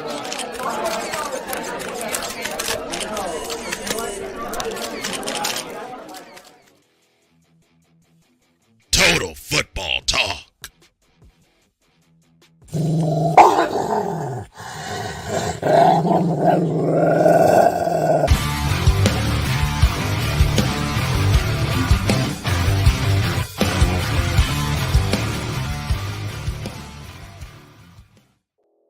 Yeah, so I have to get used to these certain controls. I'm usually in Kyle Nash's seat, okay? Hey, so that graphic was worth the wait, buddy. It's okay. Now, when it comes to our dog of the week, we basically, out of all the games that we had throughout in week 11, we basically pick one person out of all the games that we feel is like our MVP of the week out of all the games. So if you were to look at all the teams that we talked about throughout that week 11 review of the recap of everything that we talked about in week 11, who would be your one person, if we had to pick an MVP based on the play from week 11? Well, listen, I kind of cornered myself into this. I called the Jets and Bills game a must-win for both teams to stay alive in the playoff hunt, especially for the Bills with all these, the mental impact this could have, the morale of the team. By the way, that Jets quarterback I was trying to remember earlier was Tim Boyle, formerly of UConn. At any rate, Josh Allen, of course, is the dog of the week then for me, because not only was business handled, he actually served to prove the franchise right in the recent firing of the OC temporarily. And for all the chatter that's been on Twitter against him and that move, he's done enough to settle that down for the moment here. By the way, he did have an interception, but going 20 for 32 with 275 and 3 touchdowns with 5 for 15 rushing as well. That's a pretty fine stat line against a team that's an awesome defense. My dog is Josh Allen. Definitely well played there, Kyle Nash. And for that, I was going to side with you, but I actually want to take this into a different direction and go with someone who you threw a lot of praise on earlier in this show, and that is one that you have to give to the amount of receiving yards he's had this year for Miami, and that is Tyreek Hill. 10 receptions, 146 yards for a touchdown. Having 1,200 yards already at this point in the year, helping lead the Dolphins to a 20-13 victory over the Raiders. Of course, Tua did great, 28-39 for 325 yards and 2 touchdowns, but he had an interception and a lost fumble. With that being said, I feel like the bigger impact for that offense, and has been for this year and for Tua, is Tyreek Hill. And for that, I have to give him my dog of the week when it comes to this situation here. Awesome take, Drew. Awesome take. I mean, listen, Kyle, the game was close. Yeah, but when you're trying to run the game from the receiver position, a little bit difficult. Reason why Tyreek Hill is the student of the game midseason MVP. Absolutely. And that's a great award to give at this point of the year. And for that many yards, I mean, at the midway point, he was on pace to hit 2,000 receiving yards, and still could. Yes, still very well could. We could see something special by the end of this season, as long as things stay on the come up here for Miami, and we'll see how that goes. But with that being said, we'll have to take things into the featured attractions. And before we do that, we do have another commercial break to take. And with that being said, we will see you guys here very shortly, here in about 3 minutes. Coming up next, the featured attractions. This is Total Football Talk. Comey Media Incorporated, creating content magic in the real world. Little right here. Look at the inside of these cakes. Now, when you bite into it, just as I demonstrated while you were talking at the beginning of your discussion right there, I could taste the drugs inside of this cake, Sick. I could taste the addiction within the cream filling of this cake right here, to where they not only us with that cake right there, but they made an ice cream out of it. A 1-pint Christmas tree cake ice cream. Look at that little just smile up there. Look, she is up to no good on there. Look at that. Look at that smile on there, Sick. She knows that she got you. Got him is what's in her mind right now. Acknowledge me. Look at that little smile right there. She's up to no good. D. Willie in the evening. Thursdays at 11:15 p.m. Eastern, 10:15 p.m. Central. Exclusively on Sertoba Media, where the struggle is real to be awesome. Hey, ladies and gentlemen. Hey, look. Hey, stop playing games. Y'all already know. Go ahead and toss him some Willie Bucks. Ain't nobody playing around. Hey, $sign DWillie87. Go ahead and hit him up on the Cash App and go ahead and give him some Willie Bucks. Look at Drew looking stoic, ladies and gentlemen. Stoic on that $10 bill. So go ahead, slide my man over some Willie Bucks, and we good. That's all I'm saying. We good. Slide some Willie Bucks. Sertoba Media, where the struggle is real to be awesome. If you're looking for a sports program that gives you the flavor. Washington Commanders Really? This whole thing stinks to high heaven. That pulls no punches. Thuggish act by a thuggish actor. That gives you some humor. Praise everything LeBron does and never criticize it. If you want a show that gives you good times, then this is that show. BS3 Network proudly presents. I am Cole Johnson, and welcome to Cole Sports with a Z. Every Friday on Patreon and every Saturday on YouTube, Spreaker, and all other outlets.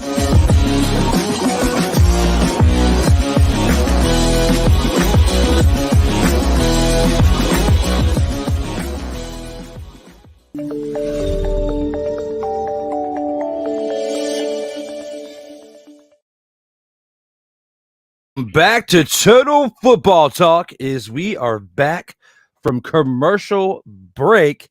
And when it comes to what we have next on the slate, we got to talk about the featured attraction.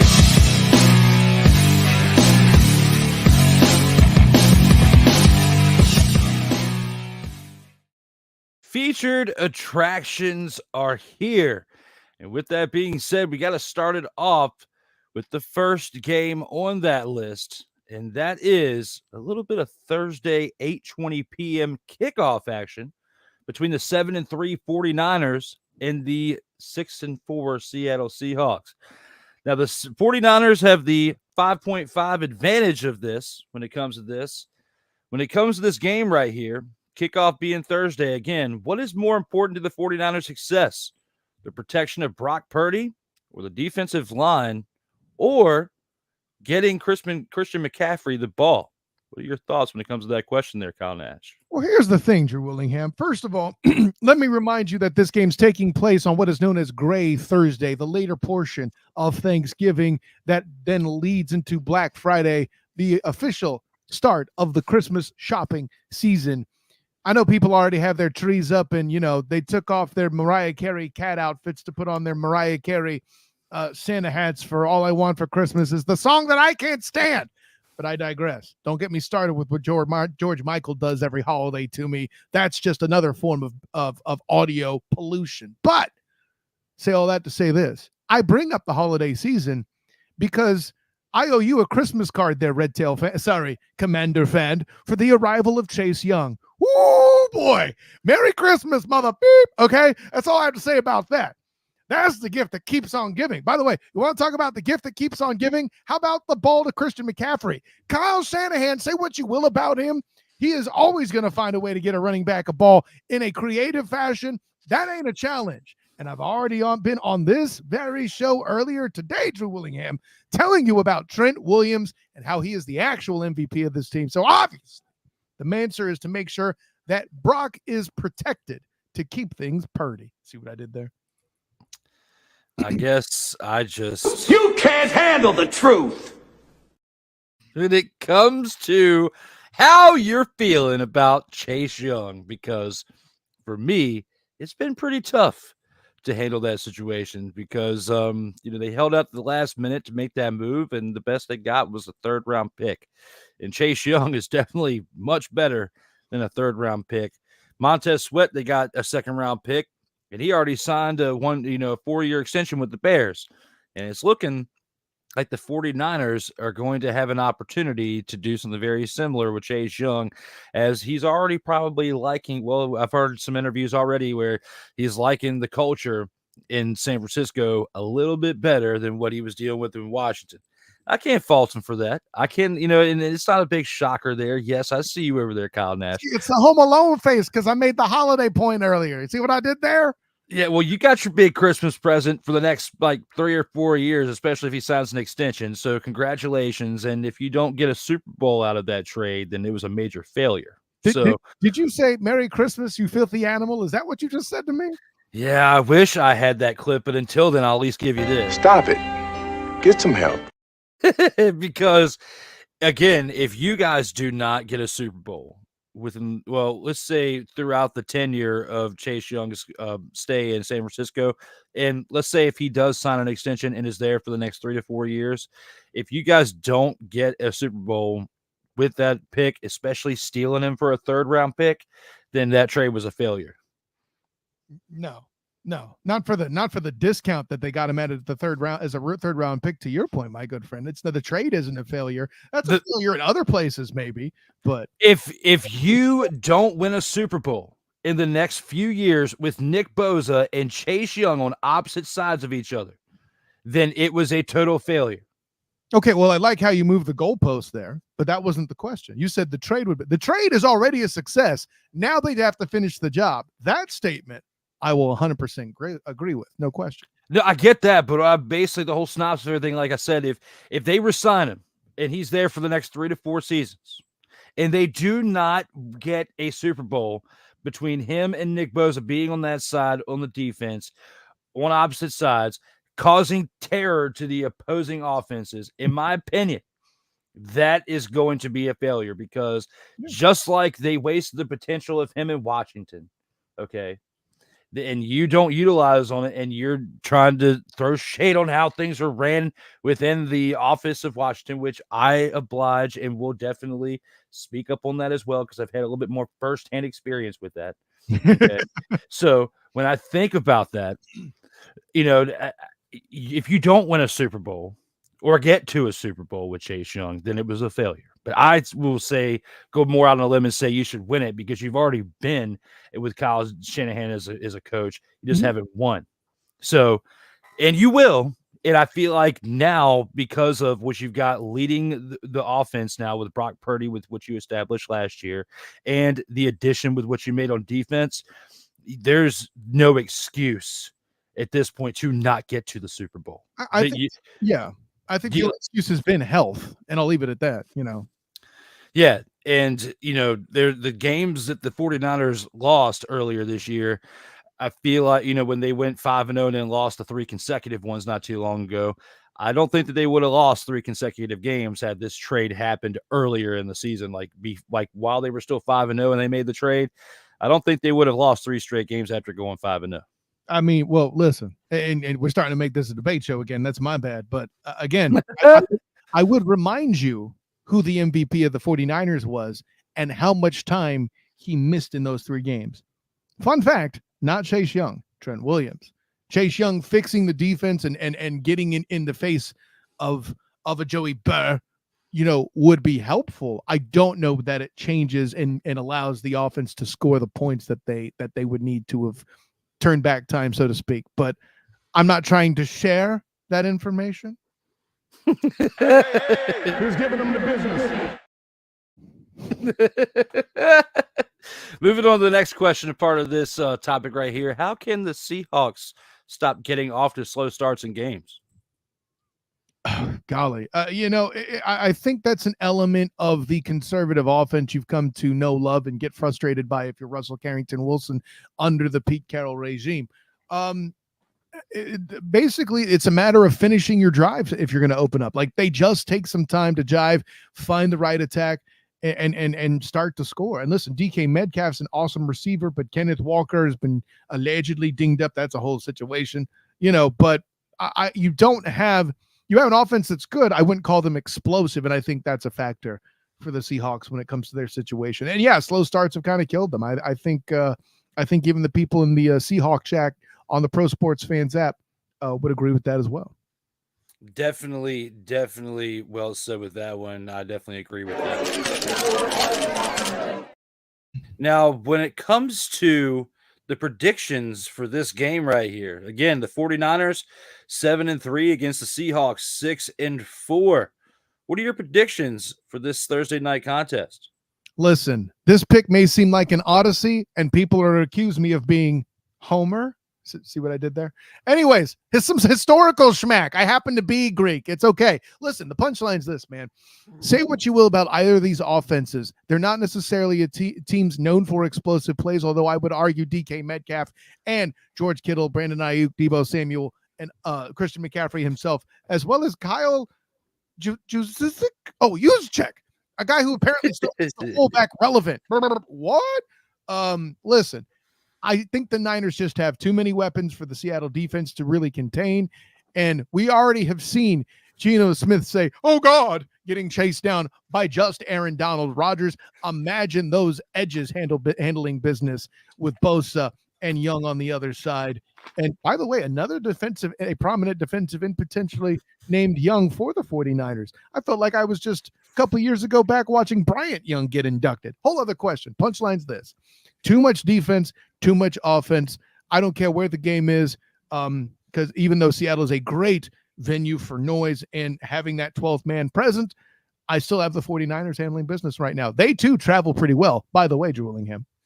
Yeah, and based on how the Seahawks played against the Rams in this past week, in a game that, the way the Seahawks started the year out and based on the hype from they had last year, I would have picked the Seahawks to win, and I did. And based on how they played last week and how things have been going for the past month or so, and with what the 49ers did last year, how they started this year, and how they've kind of bounced back after going 0-3 from that 5-0 start, and the acquisition of Chase Young, along with everything you said, I have to basically agree with you. It's very rare that you'll have a homer pick and I'll agree with you. But based on the things that you said to defend your homer pick, I have to give you the nod on this one, Kyle Nash, and agree with everything that you just said right there in your take. I do notice you have the 5.5 point spread that the Niners are giving up. Take it. I think it's at least a touchdown victory. Yeah, there you go. It's definitely going to be an interesting game to see if things pan out that way. And with that being said, we'll go ahead and move on to our next part of this segment. Who's giving them the business? Our next game that we have here for the featured attractions, the Buffalo Bills, who are 6-5, at the Philadelphia Eagles, who are 9-1, who have the 3.5 point spread over the Buffalo Bills, that being the Eagles. How can the Bills come together as a team over this Eagles team? I mean, it starts with limiting mistakes. Josh Allen needs to be able to learn to live to fight another day and hope that the Eagles have a bit of a letdown after sneaking away in Arrowhead over the Chiefs. I feel like, and this is a point I've seen made, and a good one, like when the national media happens to be right, I'll give them credit. I've heard Nick Wright, documented Josh Allen and Buffalo Bill hater, make a great point that Josh Allen keeps trying to play that hero ball, to try to force the play, to be a gunslinger rather than a tactician or a game manager at quarterback. And this has created the problems. That's what leads to the turnovers, Drew Willingham. So it's one of these, especially with the Eagles defense, you got to learn to live to fight another day. You don't need to start to force plays early in the game. Just keep yourself in it against the defending NFC champions and keep it close. Make it sloppy like that. If you beat the Eagles, it probably will be a 21-17 game. Yeah, I think the Bills, when they're at their best, can be the best offense in their league. Unfortunately, their floor is awfully pretty damn low too. So, but I think that's the kick. Definitely well said with that too. I don't disagree with that whatsoever. When it comes to the next question at hand, when will the Eagles put together a 60-minute ball game? As we again didn't see it last night because it took them till the very end of it, of the second half, to come together, as they weren't playing well in the first half, in my opinion. So again, with the question at hand, when will the Eagles put together a 60-minute ball game? Golly, have we seen one since the Super Bowl, right? And I would argue the Super Bowl wasn't even one with the crucial mistake that Jalen Hurts made that led to the fumble for 6 by the Chiefs that ended up impacting the outcome of the game itself, right? And not to throw shade on Jalen Hurts because he's a good quarterback. When will they put together a full 60-minute drive? I'm not here to tell you it's this week with the most underrated defensive tackle core in the league in Buffalo, but yeah, listen, being sloppy and getting down early is the kind of thing that gets you in trouble. Because if you make Josh Allen feel comfortable, that's when you're in true trouble, because then he doesn't force the plays, as we talked about in the previous point, Drew Willingham. Very, very well said with that one, too. And when it comes to the Eagles putting together a 60-minute ball game, I mean, there were some crucial mistakes that they made in last night's game that they luckily bounced back from, especially with one being Jalen Carter and his encroachment that he made to give them that 15 yards, set them up to potentially win the game right there towards the end. I mean, there's other calls that you can definitely make in there to argue with that, but at least it's not as bad as like when Tebow was not showing up for 53 minutes, then would show up for the last 7 minutes of the game to lead the Broncos to a victory. Okay. So it's not quite as bad. They wouldn't be 9-1 if it was that bad, but they definitely need to do a better job of showing up within a 60-minute ball game. So for that, I have to say that's how I feel when it comes to that. Now, looking at things as a whole, what are your predictions for this game with the Buffalo Bills and the Philadelphia Eagles there, Kyle? First of all, mad respect for you going with Tebow instead of young LeBron. I know you at least thought of it, but remember that this is a football show. You went with Tim Tebow, and that was I'm proud of you, Drew Willingham. It shows growth. But speaking of growth, the Eagles still have a lot of youth, to your point. That being said, it's going to be fascinating. If the Bills are going to win this game, they need to get out to at least a 2-touchdown lead and be up 2 touchdowns. I'd say mid-second quarter, halftime-ish, for this to really be something that the Bills can win. I have no reason to believe that happens. I have the Eagles. Okay. With that being said, I agree with you on the Eagles. And based on how they pulled things out against the Kansas City Chiefs, I can't disagree with that whatsoever. And I have to go with the Eagles in this game right here on this day. And I can't disagree with anything that you just said in that part. Who's giving them the business? Now, right here, another team you know very well, a 7-3 Jacksonville Jaguars team against the Houston Texans, who are 6-4. The Jaguars have the 1.5-point spread. How can the Jaguars consistently play like they have been this past Sunday? Respect that this game made the feature attractions, because this one is huge, and I don't think it's debatable, especially for the outcome of the AFC South and top 4 seeding in the playoffs down the line. Both will be impacted in any way, shape, form, or fashion. And who knows, maybe this game starts a downturn potentially for one of them to miss the playoffs. Listen, Drew Willingham, I remember the days back in late August where I was considered a crazy optimist. Somebody would have a PSA by Michael Jordan asking me to seek help when I said the Texans would win 7 games. Don't I? This is crazy. Stop it. Get some help. I'm trying. I have a lot of help that makes me look great on this show here with the Total Football Talk. The Jags need to not suck is what I mean. That's where it starts with, right? You need to not have the weaknesses in the interior line kill you. You need to not put Trevor Lawrence in a position to turn the ball over. You need to actually score dang touchdowns and points in general in the red zone. That's where it all starts. This defense needs to not have mental tics that had Tank Dell beat them over the top twice at Everbank Stadium. Part of the reason they have a losing home record.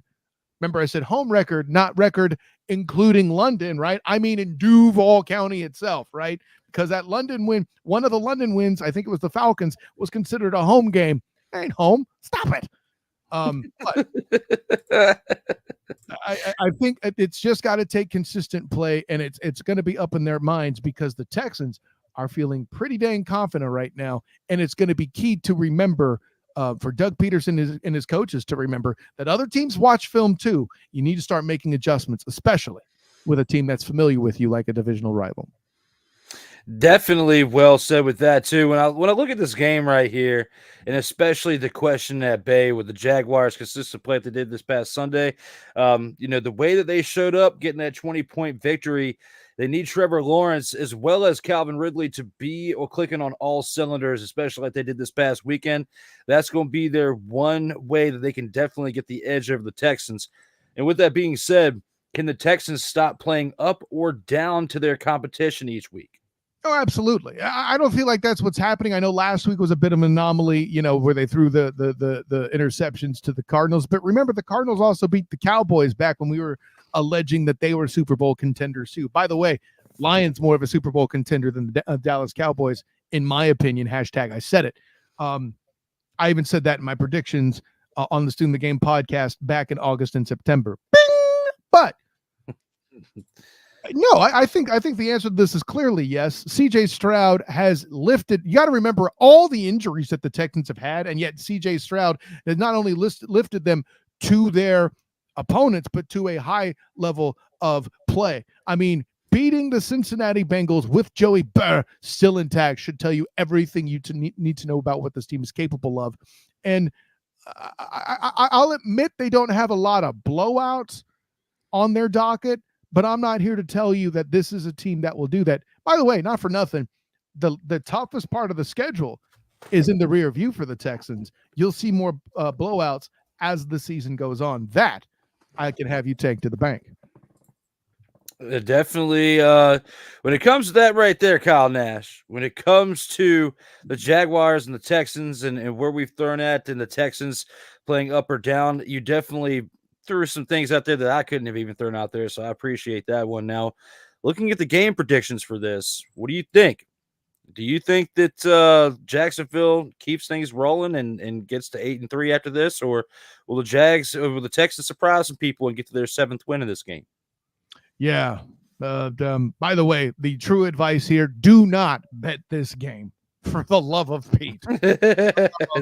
Yeah, there's so many things about this game that could go either way. And the previous game I mentioned at Everbank isn't an indicator, in my opinion, of what's going to move forward. By the way, that game, that blowout there in Everbank over the Jags by the Texans, got to remember, featured a punt return for a touchdown by a fullback. There's 7 points I wouldn't expect to happen a second time.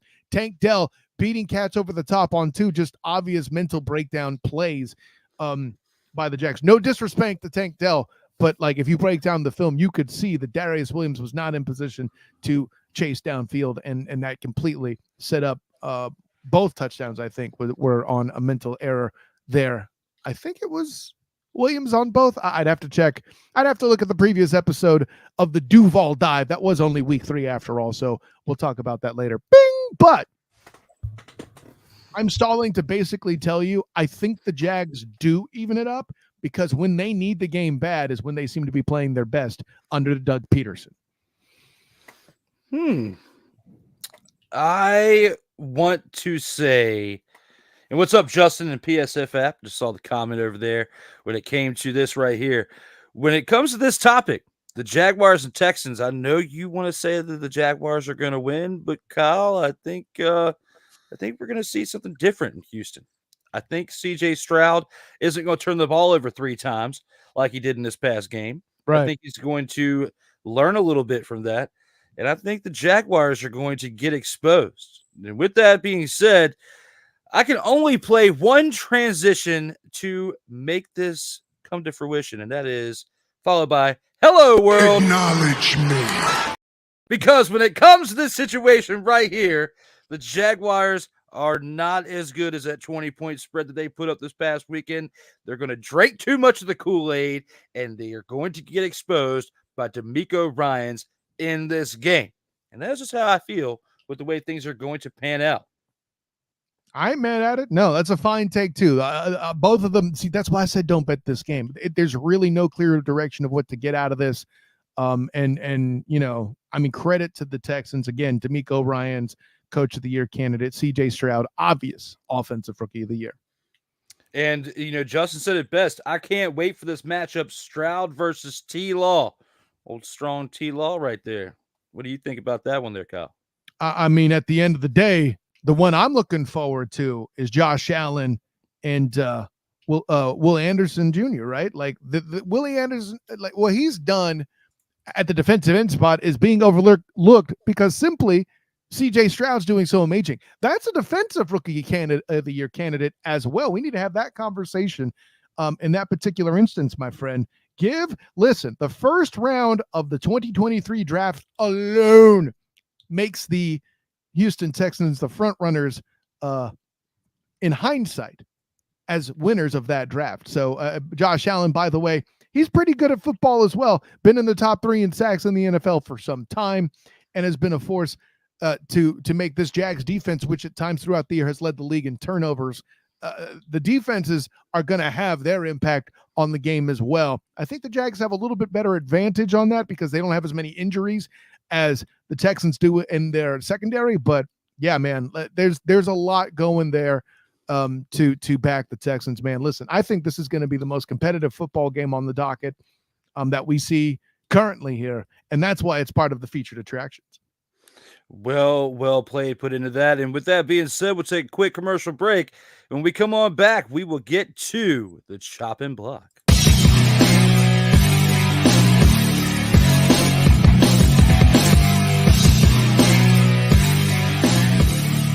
Next, the chopping block and snowflake of the week. This is Total Football Talk. Join Ryan McCarthy. I became a Jets fan because Kermit the Frog was my favorite Muppet because he was green, and the Jets wore green. That's how I became a Jets fan. And Dustin Henry. ESPN is cashing all in on let's pay a few personalities and we'll just kind of fill in the gaps. As they walk you through all of the world of sports from their perspective. The Albany Empire, it's a literal circus. No credentials required. Where, Ryan, say the tag. Where you don't need a press pass to talk sports. Every Monday at 8 p.m. Eastern, 7 p.m. Central. On YouTube and where you can find all podcasts. This is a BS3 Network presentation.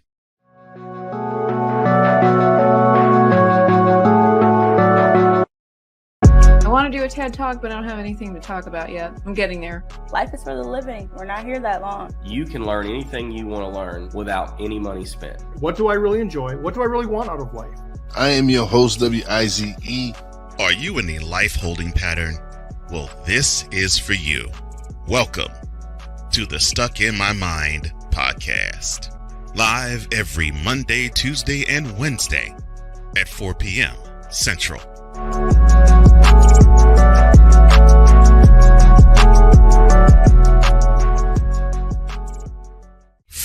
Football, and more football, you say? Well, tune in to Total Football Talk. Join your hosts, Drew Willingham. You were playing like a dumpster Pelican quarterback. And Cole Johnson. It sets up a possible play action. Did you hear that, Dak Prescott? As they take you through all the paces, both on the field and in the boardroom, of Total Football Talk. Every Tuesday at 9 a.m. Eastern, 8 a.m. Central. Exclusively on the Sertoba Media and the Comey Media Incorporated YouTube channel.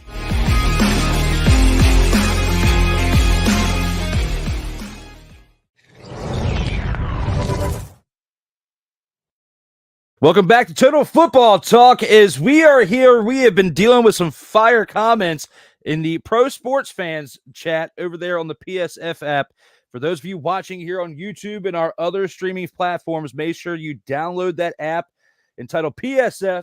And we have some comments that are still flowing over here as we have some laughing emojis talking about the Eagles, and they definitely could have went either way. It really could have been when it comes to the way things panned out there for that Monday night football game. Now, going through the slate here, we have to take things up to the chopping block now, as there are some things that we have got to chop into place there, Kyle Nash, when it comes to this. Let's go ahead and get that transition rolling.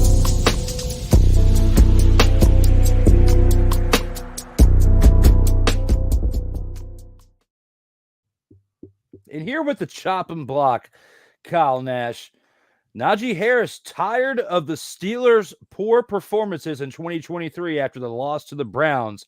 When will it be time to say goodbye to the Steelers' offensive coordinator, Matt Canada? Except we had breaking news earlier, and we already announced it. So for that, we're going to skip over that one.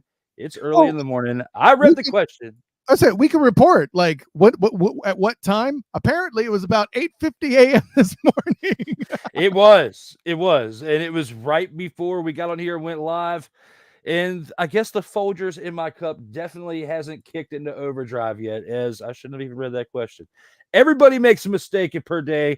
Nobody's perfect, and everybody gets one. There's my one. So Listen, right here, Willingham, even though you say your Folgers wasn't full enough, you're still the best part of waking up, whether Folgers is in my cup or not. Boom! Yeah, that's what I'm talking about. You just got me all sorts of hype this morning. Kyle Nash. We'll see how things will be panning out here for this show. Now, as we move to our next topic here in the chopping block, the Chargers coach Brandon Staley gets heated in post-game exchange after loss to the Packers. How long does Brandon Staley have before the Chargers show him the door? I mean, listen, what's the saying? A kicked dog barks louder. Listen, buddy, your offensive coordinator is officially on pace to score more points this year than last year. You're a defensive guy, and let's just say fans don't love that Jordan beat you. Yes. Of course, I'm referring to the Packers loss this past weekend, and that's not the only head-scratching situation where the defense has struggled. Listen, if you lose to Patrick Mahomes II, that's one thing, but the way you've struggled against other opponents that are, let's just say, more than winnable games this past week among them, this is why you're questioned, just as you were last year. Frankly, I thought the wrong coach got fired in Los Angeles last year, and let's just say there's not very much power in what the Chargers are currently doing with Staley at the helm. He's not a guy that I've appreciated as a coach overall in the past couple seasons. When will he win? Let's just put it this way. There is, of Black Friday after Thanksgiving, there is a Black Monday, the Monday after the final Sunday of the season. And I believe at that point, he will be a fat kid in dodgeball, which is to say he will be out. Yes, very well played with my play on the fat kids in dodgeball. I very much approve of that message there, Kyle Nash. Now, when it comes to our next one, no hot water for the showers at FedEx Field after the Commanders lost to the Giants. Should the Commanders more aggressively search for a new place to play? Very similar to the Oakland A's as they have moved out of their historic town in baseball. Should they make that move there in football? Oh, God, heavens no. Okay, first of all, let's pump the brakes a little bit.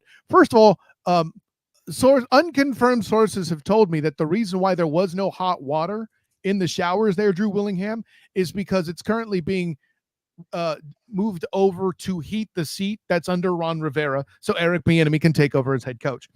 So I think that might be part of the problem there. Listen, ownership just took over. These are the kind of things that might happen or come up. And there's just so many things that are changing in the day-to-day operation. I love Magic Johnson getting involved on Twitter, talking about how embarrassed he is for his product to be what it is. I don't think they'll leave the general area. Maybe there'll be some scuttlebutt to, I don't know about build another venue, maybe. I don't know. That's more your part of the world. I'll let you comment on that part, Drew Willingham, as you are an actual Commander fan. But yeah, I mean, for me, that's obviously embarrassing, especially now that Oakland has officially lost another team recently. You know more about that than I do with baseball and all that, but I find it interesting that Vegas has now twice claimed victims from Oakland as well. There, Drew Willingham, and I think I'm not going to say no, but I am going to say that it would be good for the fans if they could. It's just those things take time and machinations to make happen. Definitely well played on that. I will say, at least for the Commander situation, Dan Snyder purchased that property in Dumfries, a couple of years back. The only thing about that has pretty much been very quiet in the talks ever since that happened. Like, I got to look it back up, and I don't recall at this current moment. I'm not sure if that land was included with the sale of the team. I'm pretty sure that it was. You would think that it would, because, I mean, what other reason would Dan Snyder hold on to that property for if he's not the owner of the team anymore? It's not like he built a mega mall or something there. I don't know. But yeah, so, when I put all of that in Miami Got Jokes, yo, what up in there in the Pro Sports Fans app, when it comes to this topic right here, no hot water in the showers, it's definitely doesn't look good on the ownership because, in my opinion, just because a new owner takes over a team doesn't mean the maintenance crew stops working. So when it comes to cold water in the showers, I feel like this is something that they should have figured out before the game ended, and they should have known. And at some point throughout this week leading up to it, because they practice around the same facility, I don't think that it was the first time in the entirety of the whole week that a shower was taken in the locker room there. So it could be something a little bit more up to it. And yes, we've been dealing with some cold weathers, some shifts as we are now moving from fall to winter. Okay. But going from that and going with the dealing with the temperatures, the stadium was built in the mid 90s. So I don't feel like the structure, even though we've been dealing with some poopy water and some stuff from the fans over at FedEx, I don't think that when it comes to the pipes and the hot water heaters and stuff, that they just automatically just go bad. I think we could have some type of conspiracy on our hands when it comes to this. Maybe somebody just pressed the knob a little bit to the other side and took the hot water out of the equation. Well, and for all the stuff we've uncovered in the Snyder regime going wrong, that's kind of, I think, what I was alluding to as well, is there could have been something that was aging, a winter is coming sort of problem that may not have been handed off appropriately, and now something's gone wrong. It's stuff like that goes wrong in transition. Listen, Drew, you do IT just like I do, and if problems are left unchecked, if maintenance is left undone, bad things happen. And I think this was something, if I were to guess and speculate, which I obviously am, that's kind of, I think, falls under this category. And like I said, too, the reallocation to Ron Rivera's hot seat is also certainly a factor to the logistics and infrastructure of the stadium in question. Very much so. Very, very much so. I definitely agree with that. And we'll see how things pan out when it comes to this team going forward. But now we got one more thing we got to take it to, and it's something that I know that you were excited to get to, and that is the Snowflake of the Week.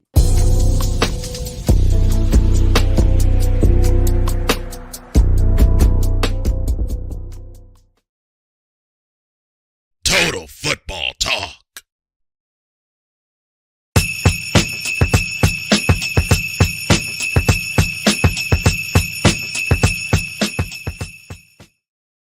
I love the Snowflake of the Week. Now, when it comes to this right here, out of all the teams we talked about earlier, just like when we picked the MVP of the week, who would be, out of all the teams, your worst player, your worst contributor to a team in a loss, or even in a win? If you think that somebody played so bad in a win, they still deserve to be a Snowflake of the Week. Out of all the teams that played, the 28 teams that played this past weekend, who is your Snowflake of the Week there, Kyle Nash? Listen, I'm not going to go based on anything that happened on the field this week. For my money, it's defensive end / edge rusher for the Titans, former Jaguar, Arden Key, who had very public comments implying that Trevor Lawrence is just a single read quarterback. What had happened was, and in post game, Trevor Lawrence was asked about this and how Richard Sherman and Nick Bosa and including Arden Key, a former teammate, said this, have been saying this about one Trevor Lawrence, the alleged prince that is promised. Not my words, Nick writes, but you get it. The punchline's this. His response was, I'm hurt that Arden would say that. And then he used a quote that you could see, by the way, on the 3-Point Conversion YouTube channel from that press conference. Bing! But he said, if you want to change the narrative, change the narrative. Trevor Lawrence did exactly that a week removed for what he said it was also his worst playoff performance of his career. So with that, Arden K is getting a little frigid. You're the Snowflake of the Week here from me.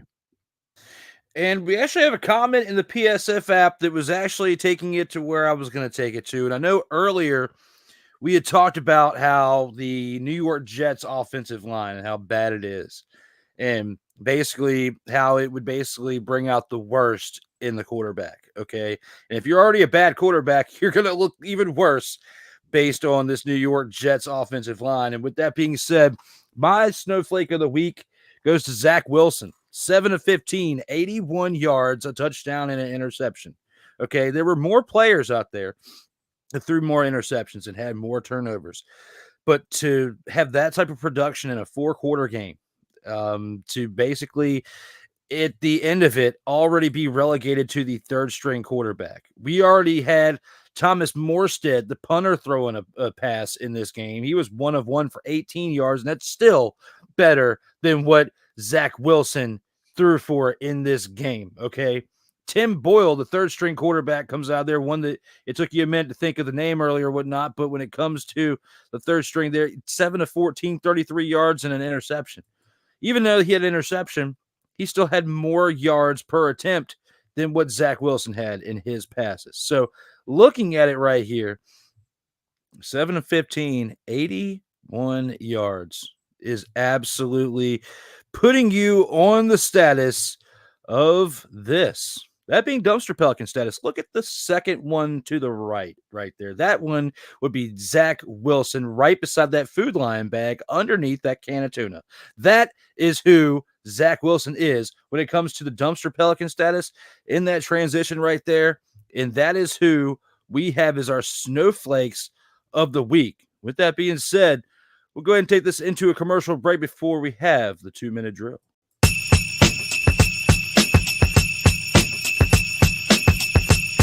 The 2-minute drill is next. This is Total Football Talk. Hey, Eagles fan. Join my man Cool McCain and a host of others as they break down every single game, every single week in an objective manner, and also from a fan's perspective as well. Remember, this cast feels just like you. Nobody likes you. And you don't care. Fly, Eagles, fly. Eagles Elite Podcast. Every Wednesday at 8:30 p.m. Eastern on YouTube and other podcast outlets.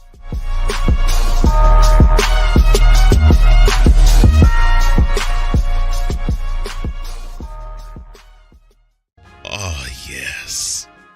The tradition, the pageantry, the spectacle, the history, the slut. Wait. I gotta rep my brother's stuff right. All my DMV soldiers, stand up! And welcome to the Commander's Gridiron Report. You want your commanders to be repped right? Well, D. Willie is your man. Commander's Gridiron Report. Every Monday at 3:05 p.m. Eastern, 2:05 p.m. Central. Exclusively on the Sertoba Media YouTube channel. Music by J. Cool. Where my soldiers, right side, commanders. Where my soldiers, left side. Join the transporter to Hades. Your butt and gut becomes one. Join the reformer of hooker whores. This is my daughter, Placenta Booty Johnson. Join the bronze god. Whenever you are in distress, take off your baseball cap and throw it in the air. Join your very own superhero of broadcasting, Chris Bass. So whatever color crayon they get, they palm it and do 2 circles, and that translates to, I can beat up black people. As she takes you through the week's paces in Baseline. Live every Saturday at 8 a.m. Eastern, 7 a.m. Central, Pacific time zone people, just stay asleep when this is on live and just catch the recording. I'm sorry. Exclusively on the Chris Bass YouTube channel.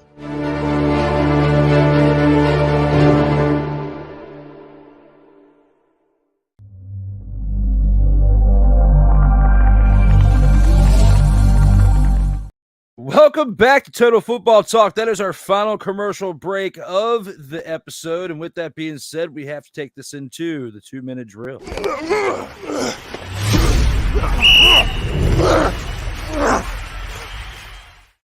All right, Kyle, the part in the show where we go through and we have our quick picks of the week 12, as we have all 12.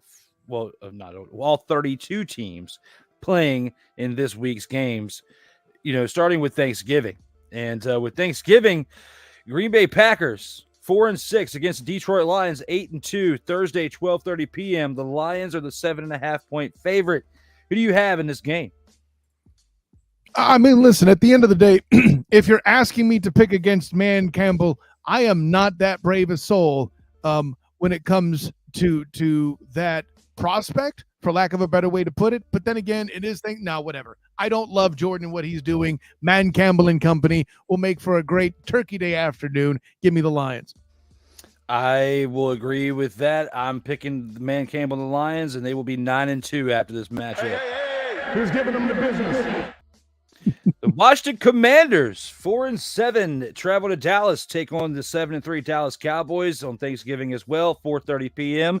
The Cowboys are the 10-point favorites, 10-point spread here. Who do you have here, Kyle? With that clip with ref microphone hype, I have to steal another one that's recently clear. Drew Willingham, I'm talking to America here, okay? I am not a Commanders fan by any stretch of the imagination. I will be cheering for them to make the Cowboys look silly. I just don't think it'll happen. Sam Howell will add another L to his legacy. I have the Cowboys in Jerry World in the afternoon on T-Day handling business. Kyle Nash, I only have one thing to say to you. Hell to the no, to the no, no, no, no. Hell no, to the no.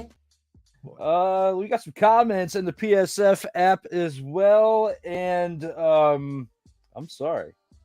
And I'm sorry to you too.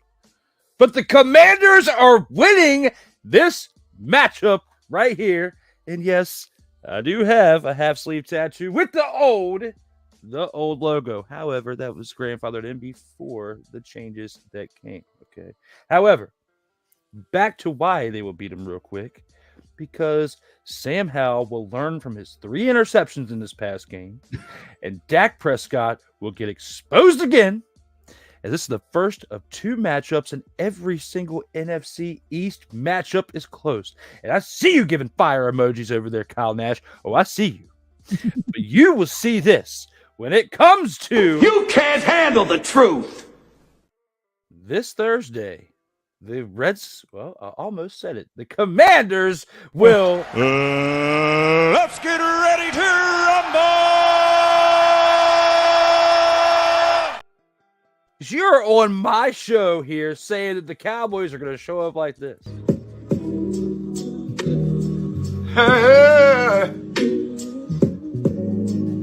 Ain't nobody calling me, texting me, paging me, asking me, are you still involved?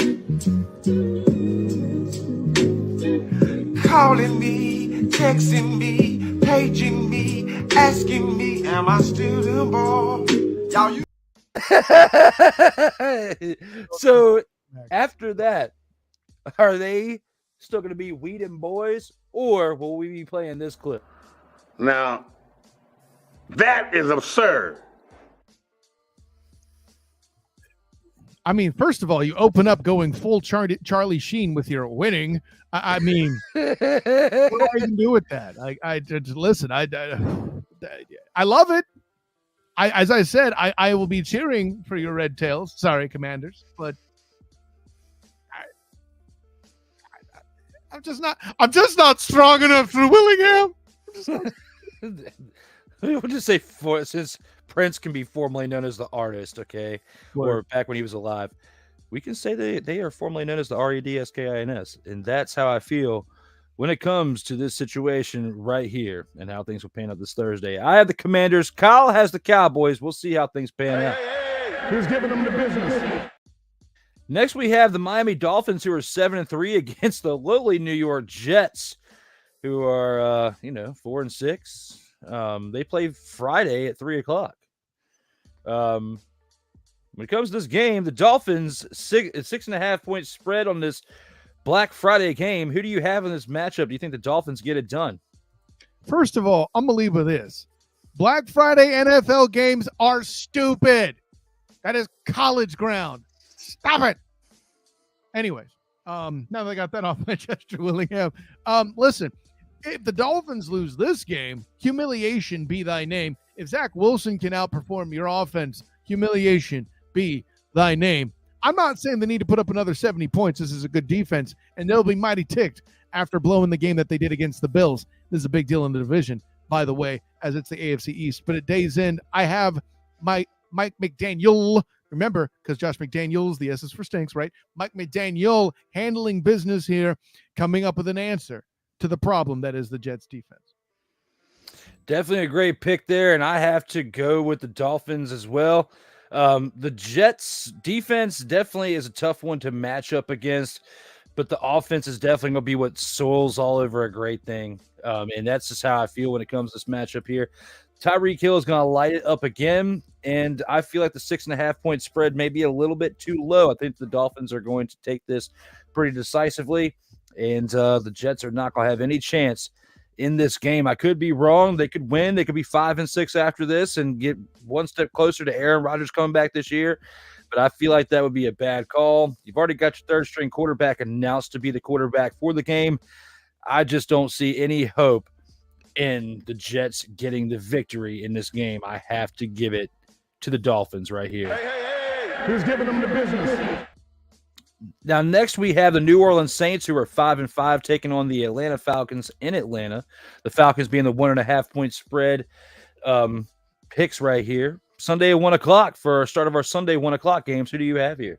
As tempting as it is at times for people to pick Atlanta, you have to remember why I call them the fraud cons. At the end of the day, New Orleans defense is going to eat just like the Jacksonville Jaguar defense did in London. I use that to say I thought Taylor Heineke would be an improvement over Sam Darnold. I don't really think we've seen that, and I don't necessarily think that it's Heineke's fault either. I think that's another coaching candidate that's about to get changed out as well. I have the Saints on the road. Yeah, and hopefully Arthur Smith shaves that god-awful mustache too, because that's not working out for him either, and it's definitely giving him some bad luck. But for that being said, I want Taylor Heineke to succeed. I like the kid when he was in Washington. He just needed, to get a little bit more work in, to get a little bit better to where things would work out for him and get things to where he could actually be successful. And Atlanta just doesn't have as good of a team around them as Washington does. And that's why Sam Howell, along with EB coming in this offseason, have definitely been a spark to Sam Howell and helped him out. Even though Sam Howell did great in that Week 18 matchup last year against the Cowboys, in my opinion, which set him up for the success. The addition of Eric Bieniemy definitely has helped him. I'll give you that, Kyle Nash. But the words you uttered not too long ago about Eric Bieniemy being the only reason Sam Howell's having success, which we'll get to that here in a minute.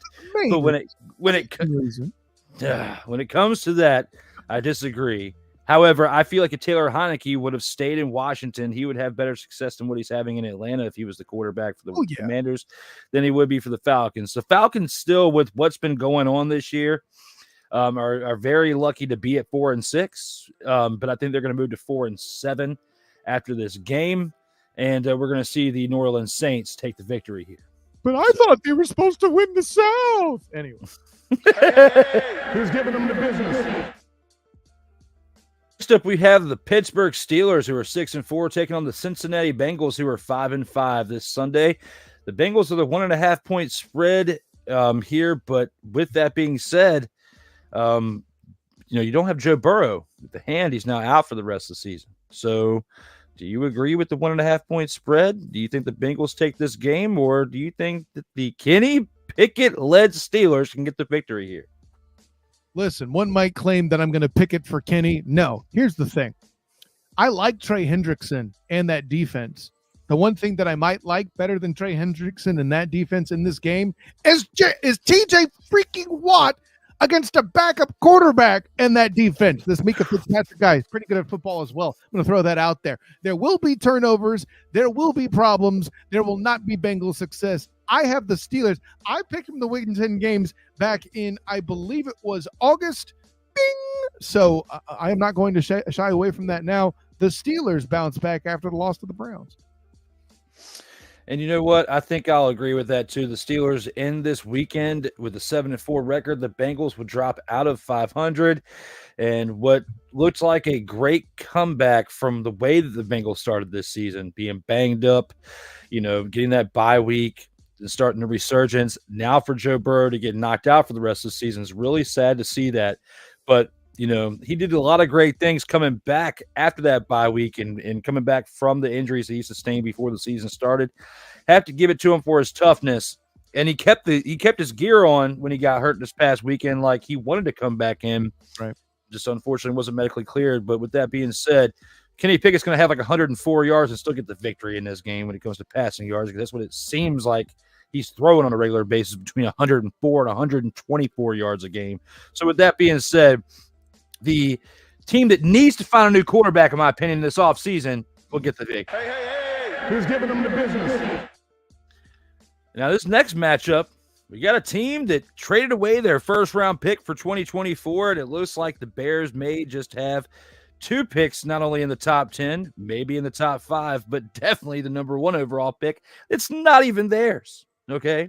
So, with that being said, the team that's giving it to them is the away team in this next contest, as the Carolina Panthers, who are 1-9, traveled to Tennessee to take on the 3-7 Titans. The Titans have the 4-point spread on this one for this 1 o'clock game. How do you feel about this, Kyle? Do you feel like the Titans win, or do we see a Carolina Panthers upset?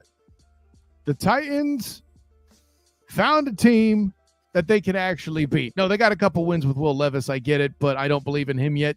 But I believe less in the Bears offense. Is this really a struggle for me to pick the Titans? Yeah, I got the Titans. Okay. I think the only way that the Titans will win this game is if Will Levis does in the first game that he played this year, is where he throws 4 touchdowns and needs Bryce Young to throw 4 interceptions. I'm picking the Carolina Panthers to get their 2nd win of the year. They'll still be the worst team in the league, having 2 wins, but I feel like they're going to win against the Titans. It's going to bring Vrabel 1 step closer to getting out of Tennessee. It's going to expose the quarterback on the other end as well. And it's time for Bryce Young to actually have a decent game this year. I'm going to pick an upset here, and I'm going to go with the Carolina Panthers. Who's giving them the business? Our next game that we have on the list here is the Tampa Bay Buccaneers, led by Bunker Stayfield at 4-6, against the Indianapolis Colts, who are surprisingly 5-5 with everything that's transpired over the past few seasons and how things have shaped up this year. For this 1 o'clock contest, the Colts have the 1.5-point spread right here. Who do you think is going to get this matchup right here and win this contest? The 2nd best quarterback in the NFC South versus the 3rd best quarterback in the AFC South. A fascinating matchup as Uncle Rico gets involved. This is a sneaky, scary game, but at the end of the day, it's the Bucs defense, I think, that will make the difference. As much as I like DeForest Buckner for the Colts, and I like that they're in Lucas Oil Stadium if I'm a Colts fan, obviously, at the end of the day, I see the Bucs continuing to make their campaign to try to stay alive in the NFC South. I like that, Kyle Nash. And, unfortunately, this past weekend, we had the Colts on bye week. So, old Uncle Rico got the rest. And with that being said, I think with everything you just said, along with the defensive play, I feel like the Colts may be a little bit too rusty. Bunker's going to be a little bit upset with how he played in this past weekend. And the Buccaneers get 1 step closer to being 500 as they win this game and move up to 5-6. So with that being said, I have the Buccaneers here as well. Who's giving them the business? Our next game that we have here, the Mac and Cheese-led New England Patriots, who are 2-8, take on the New York Giants, who are 3-8. Bill Belichick travels to New York to take on the team he used to be a coordinator for and won a couple of Super Bowls with back in the day. 3-point spread goes to the Patriots in this one for this 1 o'clock game. Do you agree with that? Or based on how the Giants beat the Commanders this past weekend, do you think that that momentum helps them take a victory over the Patriots? The Patriots are playing. The Giants are playing. Who's going to lose? The loser in this game is America. Oh, my God, what a trashy thing this is going to turn out to be. Take the damn under at all costs. I don't know. Since the alleged 2022 Coach of the Year is proving, in fact, that he was not all along. Hashtag I said it. The student of the game Coach of the Year was Doug Peterson for reasons that are now made obvious. I'm going to I'll give it to Belichick on general principle, I suppose. All it would take is an incorrect text message to give the game to the Giants just the same. See what I did there, Drew Willingham? There's a deep schmack in that one. No, but yeah, I'll take the Patriots. Why not?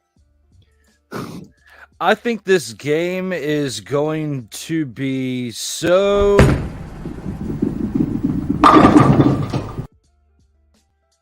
that it not only ends that way, but It's going to end in a tie. Who's giving them the business? I ain't mad at you, but when it comes to our next game, the Cleveland Browns, 7-3, travel to Denver to take on the 4-5 Denver Broncos. Sunday, 4:05. The Broncos have the 1.5-point spread here. Who do you have in this one there, sir? Drew Willingham, this game is sneaky important, right? If you in any way believe in the Denver Broncos and ability to ascend back into playoff conversation, this game, I'm not going to say it's a must win, but it's pretty bleeding important. The Browns at 7-3 are currently in the 5 spot in the AFC standings too, which, by the way, no one had that on their bingo card outside of the state of Ohio. I'm forced to take the Browns here simply because their defense is that epic, and I find that Russell Carrington Wilson is going to struggle more than the Browns will. Based on the defensive play by the Browns, I would have to be inclined to go with you on this one. However,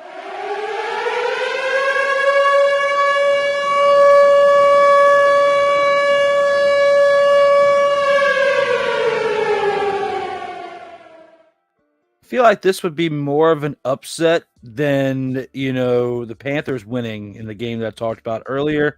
Absolutely. And thinking about how the Broncos were this past weekend and how they've been since they started in the first month of the season. It's not on Russell Carrington Wilson. It's not RC Dubs that's really turning this thing around. I feel like it's the presence of Sean Payton and them actually having a good coach in there that's turning the culture around, that's making the right moves, substitutions, calling the right plays, putting the right aces in places. Russell Wilson is literally just, out there on cruise control, being the best Trent Dilfer he can. Now, not being the best Trent Dilfer he can to where they're going to win a Super Bowl this year, but at least not causing as many mistakes as he did in previous seasons, especially last year, which was as bad. But I feel like the Broncos have a good chance of upsetting the Browns because there's only but so far a defense, even as good as the Browns, will take you. DTR, if he goes into this game and has no touchdowns and throws an interception like he did in this last game, or has more than one interception and doesn't get better with his consistent play, I mean, he had out of 40 passes or whatnot last week, he only completed 24 of them. So looking at how he did in this past game, he was 24 of 43, 165 yards and interception. That's not going to get the job done against an offensive guru like Sean Payton. So when I think about it like that, I just don't think that it's going to happen that way. I think we're going to have an upset this week, and I'll give you a chance to rebut on that one. No, listen, I think this game's close enough to that's just as good a take as what I threw out. I mean, the reason why my breakdown was so short is I'm really kind of confused on how this game's going to turn out. I don't really know where to go with it.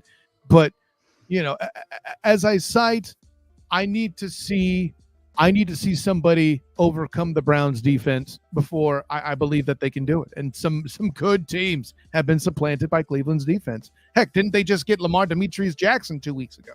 Just saying. They did. They did. Hey. Who's giving them the business? Now, looking at our next contest, the LA Rams, who are 4-6, travel to Arizona to take on the 2-9 Arizona Cardinals. Surprisingly, the Cardinals are the 1.5-point favorites in this Sunday 4:05 matchup. Do you agree with that? Do you think the Cardinals will take this game over the LA Rams? This is going to be a competitive game, but if you're asking me to believe in Kyler Murray over John Matthew Stafford, that's not going to happen. I have the Rams. Aaron Charles Donald will get in Kyler Murray's head. He'll make some mistakes. And Puka Nacua and Cooper Kupp will capitalize. You'll see at least a touchdown from either, if not both. I got the Rams in this one there, Drew Willingham. Okay. Based on how things happened this past weekend, I would have to agree with you and say that I will go with the Rams as well. Who's giving them the business? Moving on to the Kansas City Chiefs, who are now 7-2. Well, 7-3 after last night's game. at the Las Vegas Raiders, who are 5-6. Chiefs are the 9.5-point favorites for this 425 contest on Sunday. Do you think that the Chiefs win this game right here? I mean, who doesn't? You're asking me to bet against Patrick Lavon Mahomes II against a sorry team. No offense to Antonio Pierce, who's done a good job taking over in the interim for Josh McDaniels. The S is for stinks. I'm using that joke as much as I can. It goes away after this season, Drew Willingham. Anyways, but yeah, no. Patrick Lavon Mahomes II, Travis Michael Kelce, lock it up.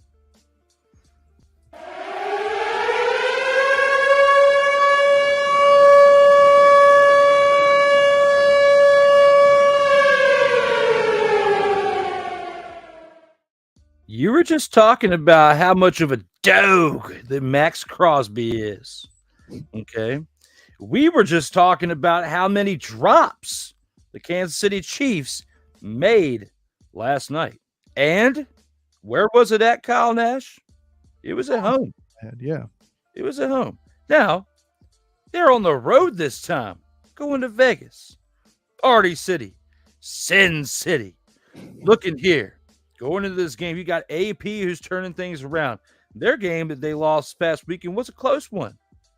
If the Chiefs come into Vegas and they have as many drops and missed opportunities as they did last night on a shorter week because they played a Monday night game, I feel like we have a good potential opportunity to have an upset here and see the rise of AP as a head coach. Now, I could be wrong, but the art of this is you pick one way, and sometimes I have to pick another. Or we agree, or we choose to agree to disagree, or we just pick a tie like I did earlier in that one game. So when it comes to this, I had to, for the sake of debate, and I haven't said that in a while, so I had to say it today. With it being for the sake of debate, I had to go with that one for my man Kyle Nash. Hey. Who's giving them the business? My bad. What were you saying? No, I thought you just wanted to hear the alarm. No, that's why I gave a legitimate take afterwards. I feel like there's a good chance we could see this potentially happen. I mean, of course, it's the Kansas City Chiefs. We're used to seeing them do what they've been doing over the past, half a decade now since they've been on the come up, and especially since Patrick Lavon Mahomes, as you like to throw their middle names out there, coming there, the second junior. But when he comes in there and he does what he does, I mean, we're spoiled in saying that they're doing the things that they're doing, and we expect them to bounce back. This week. And of course, Dolph17 says in PSF, the Chiefs bounce back, but will be much closer than they think. That's not than we may think. Yeah, that's not a bad take at all. So yeah, it's definitely not a bad take. And right here, we'll have to see how things pan out. But again, we can't agree on everything, so that's why I went that way. Our next game here, Baltimore Ravens are 8-3, taking on the Los Angeles Chargers in LA. The Ravens 8-3, the Chargers 5-5. Sunday, 8:20 p.m. Eastern time, and the Ravens are the 4-point favorites. Who do you think are going to take this game? Will it be the said Ravens, or will it be the Chargers there, Kyle Nash? Let me see. I have coached Brandon Staley. I have coached John Harbaugh, and their quarterback also happens to be better. I mean, this one kind of writes itself, right? I have the Ravens all day. I would give you more analysis, but it's pretty stone cold facts from that point here. And that's the bottom line. Absolutely. And with that, I'll give you a... What? That's the bottom line. Yeah. Now, based on the iffy coaching going on over there in LA and the mediocre play for the Chargers, it would be foolish for me to pick the Chargers in this game. I have to go with the Ravens, and that's my pick for who I have. Hey. Who's giving them the business? Hey, by the way, the chat agrees with you on the PSF app that the Ravens, because Staley will mess it up at some point. Just wait for it. Yes, absolutely, Dolph. And he says the Dolphins were averaging 43 points a game at home to kind of help with my take. The Ravens held them to 20 as Pierce has them buying in. So it doesn't mean that they're necessarily going to get the win, but the game's going to be a lot closer than what people may think when you look at how the team was the first half of the season under Josh McDummy. The S is for stinks. Hey. Who's giving them the business? In our last game of the week to talk about in the 2-minute drill, the Chicago Bears at 3-8 take on the Minnesota Vikings, who are 5-4. The Vikings are the 3.5-point favorite on this Monday 8:15 kickoff edition game. For the last pick of the show there, Kyle Nash, who do you have? I got Josh Dobbs who's gonna turn the knobs and make the win happen for the Vikings at the end of the day. I know they don't have Justin Jefferson, but their new young man at receiver is handling business, and I like what they're doing offensively. Their defense may not be great, but you don't have to be too great to stop the Chicago Bears. I have the Vikings.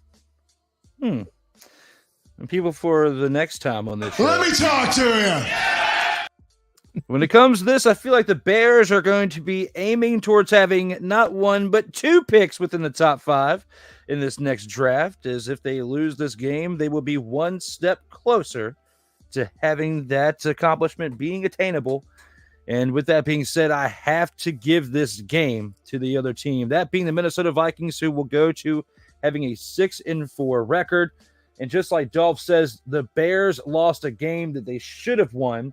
Another team with bad coaching, and another team that may not be as bad as the New York Giants with the amount of coaches they're paying to stay home right now.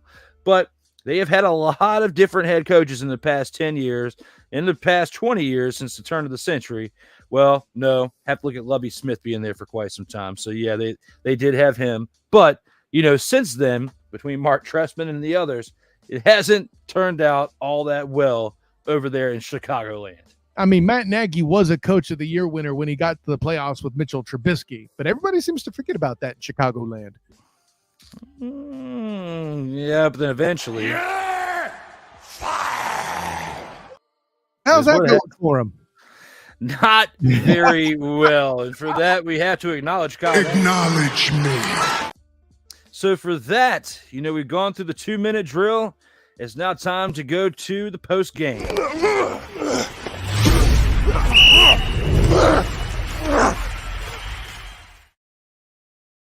Total football talk. As long as it's one. Oh, that's great. I love it. I hope it actually is recording. Listening to it. Here with the post game, basically, we've gone through everything throughout the show. Kyle, this is your time, for your final thoughts. Also, let them know where they can find you. Those who are privy to you on Sartoba Media definitely know where to find you based on, with Student of the Game, the Duval Dot podcast every week. But you're also streaming on Comey Media and PSF. Let them know here in the final thoughts where they can find you there, my man. First of all, with that set up, bing! Also, you can find my work with the Jaguar Report of SI.com, or excuse me, of Fam Nation at SI. And then also you can check out my work with the 3-point conversion, also covering the Jacksonville Jaguars, specifically on their YouTube channel, where you'll see some of my locker room interviews and post-game chatter as well. Then remember, I also cover college for the UCF Knights football and basketball there with the Black and Gold Banneret. So check out all of the things, all of the above. Bing! That's the whole thing. By the way, hey there, Mick, how you doing there in the YouTube comments? But I would be remiss to not remind you on Twitter at the SOTG, on Instagram and Threads as the same, the SOTG, on Facebook as the Student of the Game. And with all that in mind, friends, the last take I got to give is your boy, Drew Willingham, Thomas Edward Patrick Brady II. Acknowledge me. Has officially declared himself an earned old man on the lawn status. Now, granted, we've seen it so much. NBA types who played back in the days when I watched most prolifically in the 90s. Our game is better and tougher and all. Well, okay, they're kind of right, but not when Thomas Patrick Edward Bieber Brady II. I threw the Bieber back in because I'm acknowledging you, Drew Willingham. That's he goes on saying that the NFL and its state of being is not as good as it was when he played because of the coaching and the player development and certain things. How you used to be able to do this and that. I used to be afraid to throw to the middle when somebody like Ray Lewis was playing, and all the stuff they would do and all the hits they would make are now considered illegal. And all the rules Now make it so that offensive players don't have to protect themselves. I'm obviously paraphrasing, but how in the hell is a dude that literally inspired something called the Brady rule among all the other rules that are out there meant to protect quarterbacks talk that trash? Mm-hmm. Man, I'm standing on your lawn. I have always said that. I don't think you're the GOAT. You're a Hall of Famer and a first ballot win and a great player. And this take is far from being the GOAT, and it's not close. Well played there, Kyle Nash. And again, honor, joy, and privilege, as you say. But for me, I feel the same way. As I again thank you for taking the time to be here this morning to help this show live on another week. As you know, I would have been able to do it, but it would have been tough to do 3 hours by yourself, and to have a legend that I've worked with as many times as I have with you over the course of the past year or so. To have you here to fill in those shoes for one Cole Johnson, where I went to Cole's role and you went to mine, definitely has been a fun experience today. And I definitely appreciate you again for taking the time to be here. Look forward to doing this again with you again at some point. Hey, I had fun sitting in your chair. I'm just trying to keep it right out here in these streets. Oh, you did a great job. And I may even say you might have done a little bit better the job that I do on an average basis, because Kyle Nash, you came in here with the fire. And with that, I have to give him acknowledge me. I have to acknowledge Kyle Nash for coming in here and doing a great job. And, with that being said, people, for the last time in this episode, let me talk to you. Now, we look at this over in this entire week as a whole, and we look at the preview for week 12. And I know that all of you out there are looking forward to Thanksgiving, not just because of football, but for the great eats, okay? Thanksgiving, great time. Get to be with the family, get to eat some turkey, get to watch some football. Some of us may be a little bit depressed on Thanksgiving because some of our teams are playing and some of our teams may not play as well. It's going to be interesting to see if the Commanders can definitely rebuild from this past weekend and how they lost to the Giants, and see if they can definitely get this victory over the Cowboys. I'm picking them. Maybe a little bit of a homer pick, like Kyle Nash admitted that he was making a homer pick for his 49ers. Okay. So when it comes to that, I know some of you are going to. That's terrible. I'm going to say. What? And why am I going to say? What?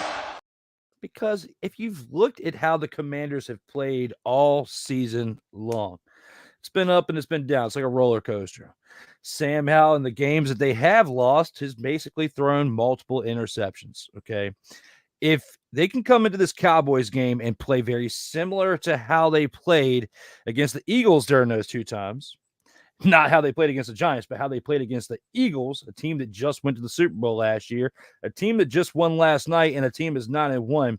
If they play to that caliber against the Cowboys this Thursday, it's a wrap. The Cowboys are going to lose. It's just how it is.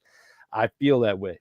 Even though the defense is much better than they've been of years past, even without Trayvon Diggs, I still feel like that the Commanders have a good chance. I could be completely wrong, and for that next week, I'll even do this. Acknowledge me. If we get to that point next week. But if we don't, then it is what it is, and I'll be up here saying, Yeah. So for that, I just don't think we're going to see this on Thursday night. Hey, ain't nobody calling me, texting me, paging me.